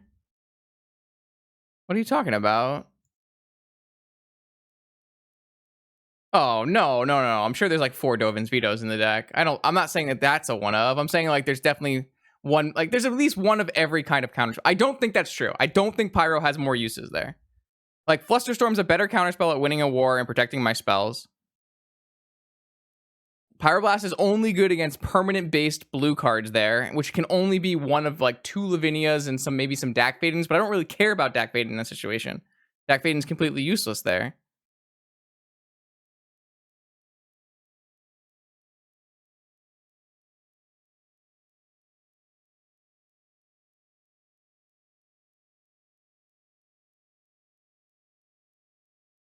Well, clearly the answer was I was supposed to Ancestral in their upkeep, right? To play around Dovin's Veto. That was clearly the right answer, and I just didn't choose to do that because fuck playing around Dovin's Veto. I have a mix of Pyroblast and Flusters. They counter different things. What are you saying? Chat's killing me right now. I'm not gonna Pyroblast a Gush there. That would be terrible. So it's not actually good against Gush. It just technically targets Gush.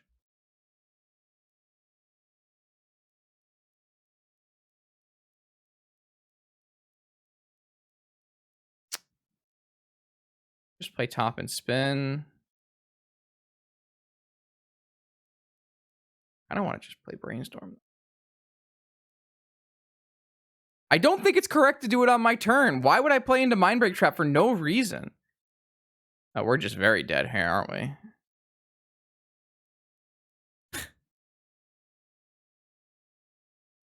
Oh, I'm pretty dead in this game, so I'm like a little too tilted now to continue here. Chat, you're not helping.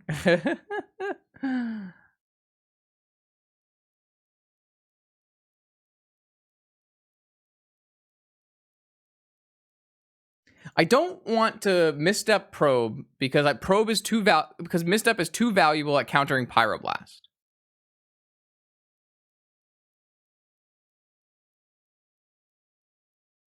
If I let Probe resolve, they just see my hand, know exactly my counter spells, and pass the turn.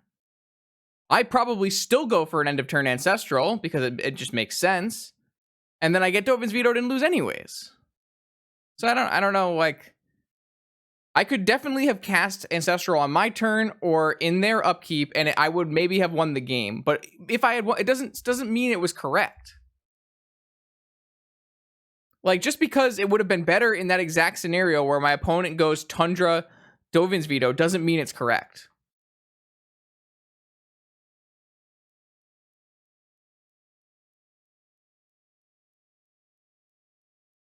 This is like Snap getting countered, and I'm getting Brainstorm locked, by the way.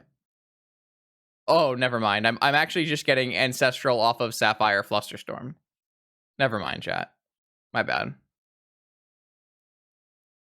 This every time. Every time.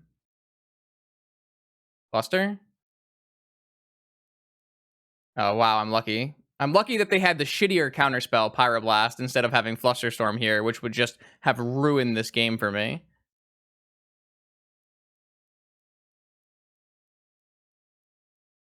I might still get dazed, right? Oh, they force it. Sure, why not?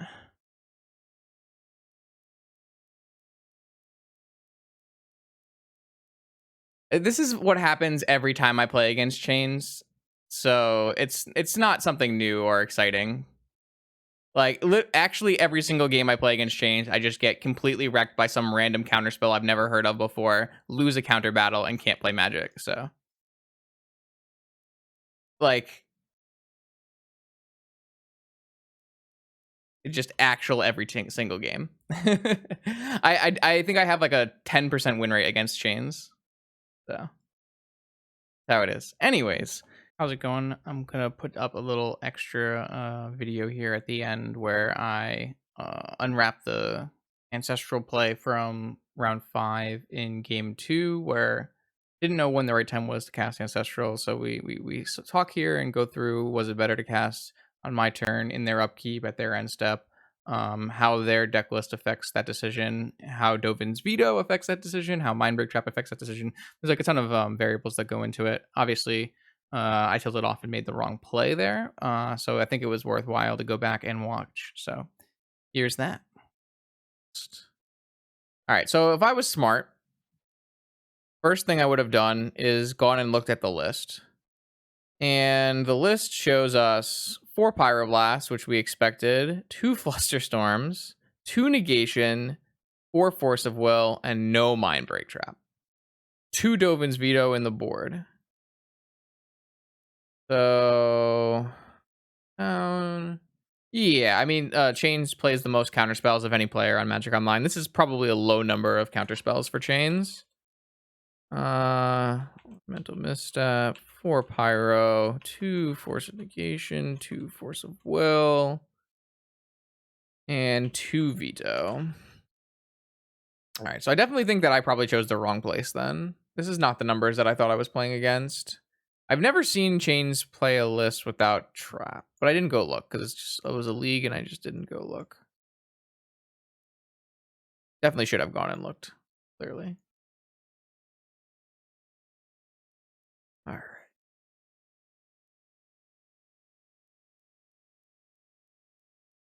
That's a fair point, not me. That's actually a fair point. Figure out how to play correctly, chat. Yeah, have you see when everyone see this? Everyone can see this, right? All right, so they upkeeped an Ancestral. Good to know. I drew a Mental Misstep, which helps play around exactly Mental Misstep here. So I can go Underground. Sorry, I can go Polluted Delta, Sapphire, Ancestral, target myself. This is 1, 2, 3 cards, draws me up to 8 cards. I have Flusterstorm and Pyroblast backup plus Misstep. So there's only one over chance of drawing once. The issue with casting on my turn is I am then no longer holding up spells for their turn. Which can be problematic. It's really nice to be able to, with this like board hand, to be able to go opponent casts a spell that matters, you go Ancestral and you Flusterstorm their spell and my spell, which is what I thought was going to happen in game 3. So if we look at our opponent's list and know there's no Mindbreak Trap, there's no reason to play around that on our turn. What we are playing around on our turn is the 2 negations, which we would turn on, which we obviously have covered because we have Pyroblast and Flusterstorm. We would probably have to Flusterstorm because Pyroblasts, we actually could Pyroblast because we have Misstep backup for their Misstep, obviously. So playing Ancestral on our turn is okay, but not fantastic. If they cast no spells, we overdraw, and we would have to have drawn into Moxen or 1-drop Artifact. And if we were to draw into 1-drop Artifact, we would not be able to hold open Pyroblast and Flusterstorm on their turn, which I think is not ideal. So there's definitely some upside when we don't have to play around Mindbreak Trap, but I still don't really think that's correct to play on our turn. So let's go to their turn, and in which case we can play on... Oh, they fetch? No, that's our fetch. I assume they did not fetch on upkeep. How do I get to exactly their turn? I think doing it on our turn... Like, Chains is very liable to play a Mindbreak Trap at any point in his main deck. So I think it makes sense to not... Makes sense to not go for it on our turn. But we can definitely cast Ancestral here. But the problem... Like, I just don't know why we want to, like, expose ourselves to open Pyroblast. Obviously, we have it covered. And we have Mental Misstep covered. Sorry, we have Flusterstorm covered. The only thing we don't really have covered is if my opponent Flusterstorms Ancestral, I Flusterstorm back, and then they force. That's the only thing we don't have covered, but that's 3 cards. We would... I mean, we actually... Can we, like, really win this game, theoretically, if this Ancestral doesn't resolve? I guess if we drew okay. This is definitely a situation where Empty the Warrens is a lot worse than Mentor, but Mentor is obviously still really... Actually, Mentor is pretty awkward here, too, because Mentor would have to fetch Tundra, and you wouldn't be able to have Pyroblast backup. So... 4 Pyroblast, 2 Fluster, 2 Force, 2 Veto. How much counterspells is that? 13.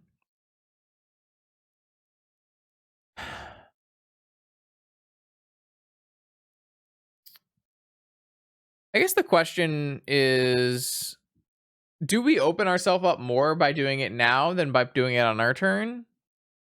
The answer, like, if we really want our Ancestral to resolve Cho, isn't it better to do it on our turn? The problem with doing it on our turn is it kind of leaves us tapped out and unaccessible on their turn. Whereas doing it on their turn, and if they fight back, they have more of a chance of countering it, but it does leave them tapped out. But the problem is them tapping out on their turn is not really helping us because we have no follow-up play, right?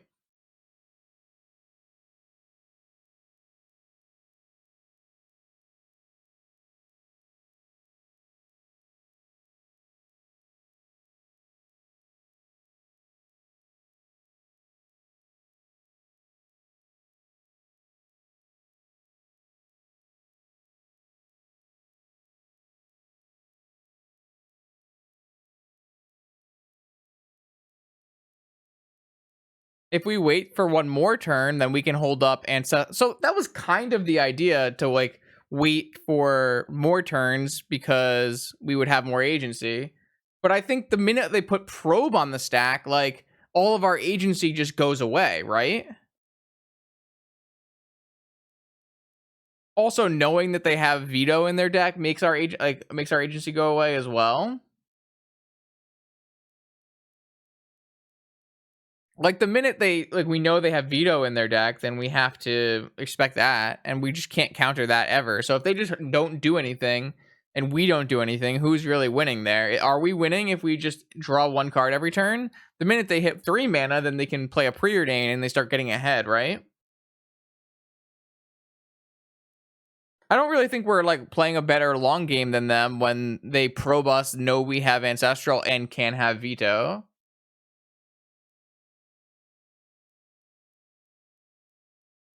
So I don't like that. I'm just trying. I think either Ancestraling in my upkeep or their upkeep makes the most, or in my turn or their upkeep makes the most sense.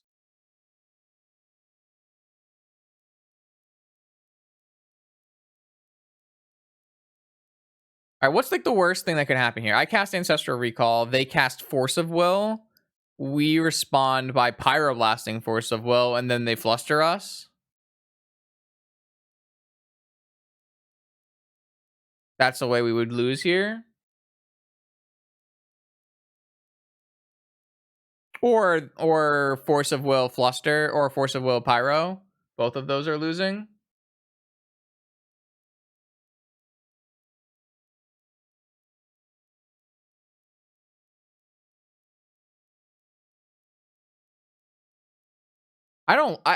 I'm actually kind of going back. Maybe we should have cast it on our turn then. If we just really want our Ancestral to resolve so we can find additional action, then the best time to cast it is our turn, as it limits the ways that we can get countered, right? Because you're just eliminating 4 Force of Will and 2 Flusterstorms from the equation, and all they have, and 2 vetoes from the equation, and all they have is sorry, this is not right. This is 4 Force of Wills. I thought 13 was too low. So they just have to have forces, and then you have forces covered pretty well. Obviously, they can untap and do things, but actually at this point, what can they untap and do? Because they've already cast Ancestral. That's the worst thing that could have possibly happened. If they can just untap and play like Lavinia, then we would be okay, depending on how we countered their Force of Will. I don't know. I really don't know if you can actually assume they have no Mindbreak traps in their 75. Like, you can look at their last list and see that there were no Mindbreak traps in their last 75. But is that really good enough to say that they don't have Mindbreak traps in their 75 when they're clearly liable to play multiple Mindbreak traps in their 75s in the past? It's kind of hard to say that that's fair. I don't really. It's a hard choice. I don't know what the answer is. I think what I did was bad. I would rather be aggressive in the matchup because the longer we wait, the worse off it is typically for the PO player. Well, that's not exactly true. So there's a couple ways the PO versus Jeskai matchup can go. One is you jam an early spell with counter magic or an early tinker with counter magic backup and hope it works. Another one is like you establish a PO board and then go for an end of turn PO into a your turn PO. Choking their mana by playing a spell on their turn and a spell on your turn. I didn't want to play into 2 open lands, Cho, but after they played Probe, I just felt like I was forced into it, right? Like, I obviously maybe I'm not forced into it, but that's just how I felt. I felt like after they played Probe, I lost. Like, I felt like I had the advantage, and they played Probe, and I just like, I have all these counter spells, but what does it matter? Because they know I have exactly this set of counter spells, and they can just do whatever they want and play around those spells. Like, I wasn't planning on just like main phasing an Ancestral with 2 open lands on their turn, but I got like pushed in by the Probe. Yeah, I mean, I clearly like I tilted and made a snap judgment call, but I obviously that doesn't look good. You know what? What I'll do is I'll definitely include this segment at the end of the video. I think it's good.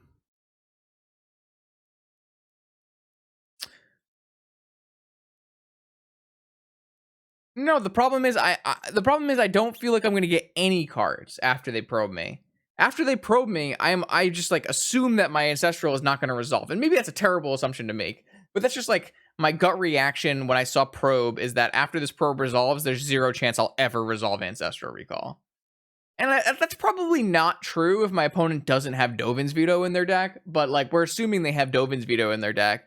We can't really assume they drew it, but obviously they did. I don't know. I'm just telling you what I was thinking and what I was feeling, so it makes sense why I did it. It doesn't mean like I did it for like the right reason, obviously. So I'm not. I don't. Yo, Mayhem. Thanks for the prime. I appreciate it. I don't know. So I don't know what the right answer is. Cho, what do you vote for? Assuming that opponent can play Mindbreak Trap in their 75. And we'll assume that you know that they have probably a configuration that looks like this, but you don't know if they have Mindbreak Trap. Yo, what's up, combatant? We just finished a league up. I kind of tilted off in game 5, and so we're trying to walk it back and figure out what the best line was. We played some expressive iterations in our PO deck today, and they were quite good. So we're just trying. I'm just trying to get better and try to figure out what was the right play here. But I don't think we're gonna play more after that. So, all right, let's put a poll up and let's see what chat wants, or not what chat wants, what chat thinks. I'm interested.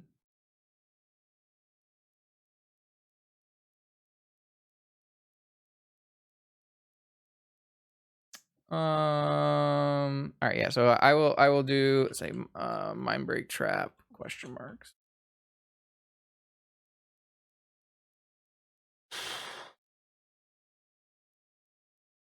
Start a poll. New poll. When to Ancestral. My turn. Their upkeep. Their end step. And hold until better timing. All right, polls up. I just want to see what people say, and then yeah. So I didn't obviously check this. I assumed when I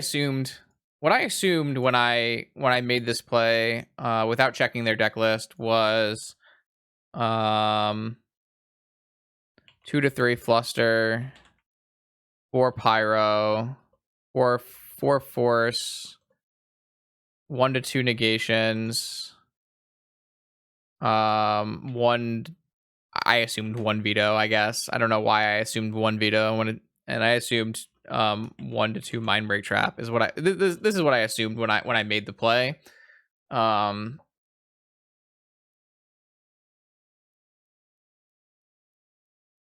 don't think I included any misdirections or anything like that into my calculation because I don't think I've seen Change play a misdirection in a while, but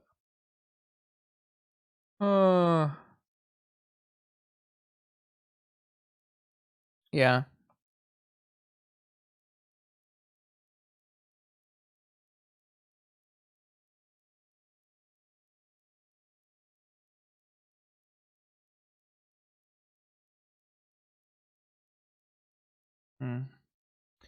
Not sure, because I still think there's like a bunch of merit to just waiting and like having them cast spells, right?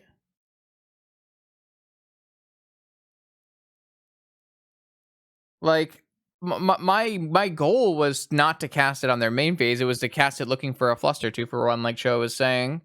I said that right. Like, I think that's a really easy way to win, or not easy way to win, but it's a way you can definitely win the Jeskai versus PO matchup, is getting a spell plus fluster value play. But the problem with going for a spell plus value play against specifically chains is the Dovin's veto. Like, if it's any other Jeskai player, I think waiting is super good. So we went with, it was mostly it was like 6 votes for upkeep and 3 votes for, or 6 votes for their upkeep and 3 votes for my turn. Yeah, I don't know. I think against anyone not chains, I think it makes sense. But against chains having Dovin's veto in their deck, I think I like upkeeping here, or on my, or even on my turn. I actually don't like upkeeping. I think on my turn is better. I think I would have rather gone on my turn and just eat the discard if I need to, and just make sure my ancestral resolves, because there's no way I can get there's no way my ancestral doesn't resolve unless they had double force of will, which I guess is within Change's reach because they have 2 negations. Oh no. I mean, recent history with chains, I don't think like I think they're like guaranteed to have a veto in their 75. Veto is like very likely versus chains. I'm actually very surprised there's vetoes but no mind break traps, like just because I think they normally play mind break traps. But yeah, all in all, I think the choice that I made was panicky and bad. But I don't think it's super clear when you're supposed to cast this ancestral. So, anyways, thanks for walking through this with me, chat. If you're watching, oh my god, I forgot to hit record. I guess I'll just copy it out of the VOD somewhere. I'll go grab this from the VOD section. Okay. All right, we're done here. I'm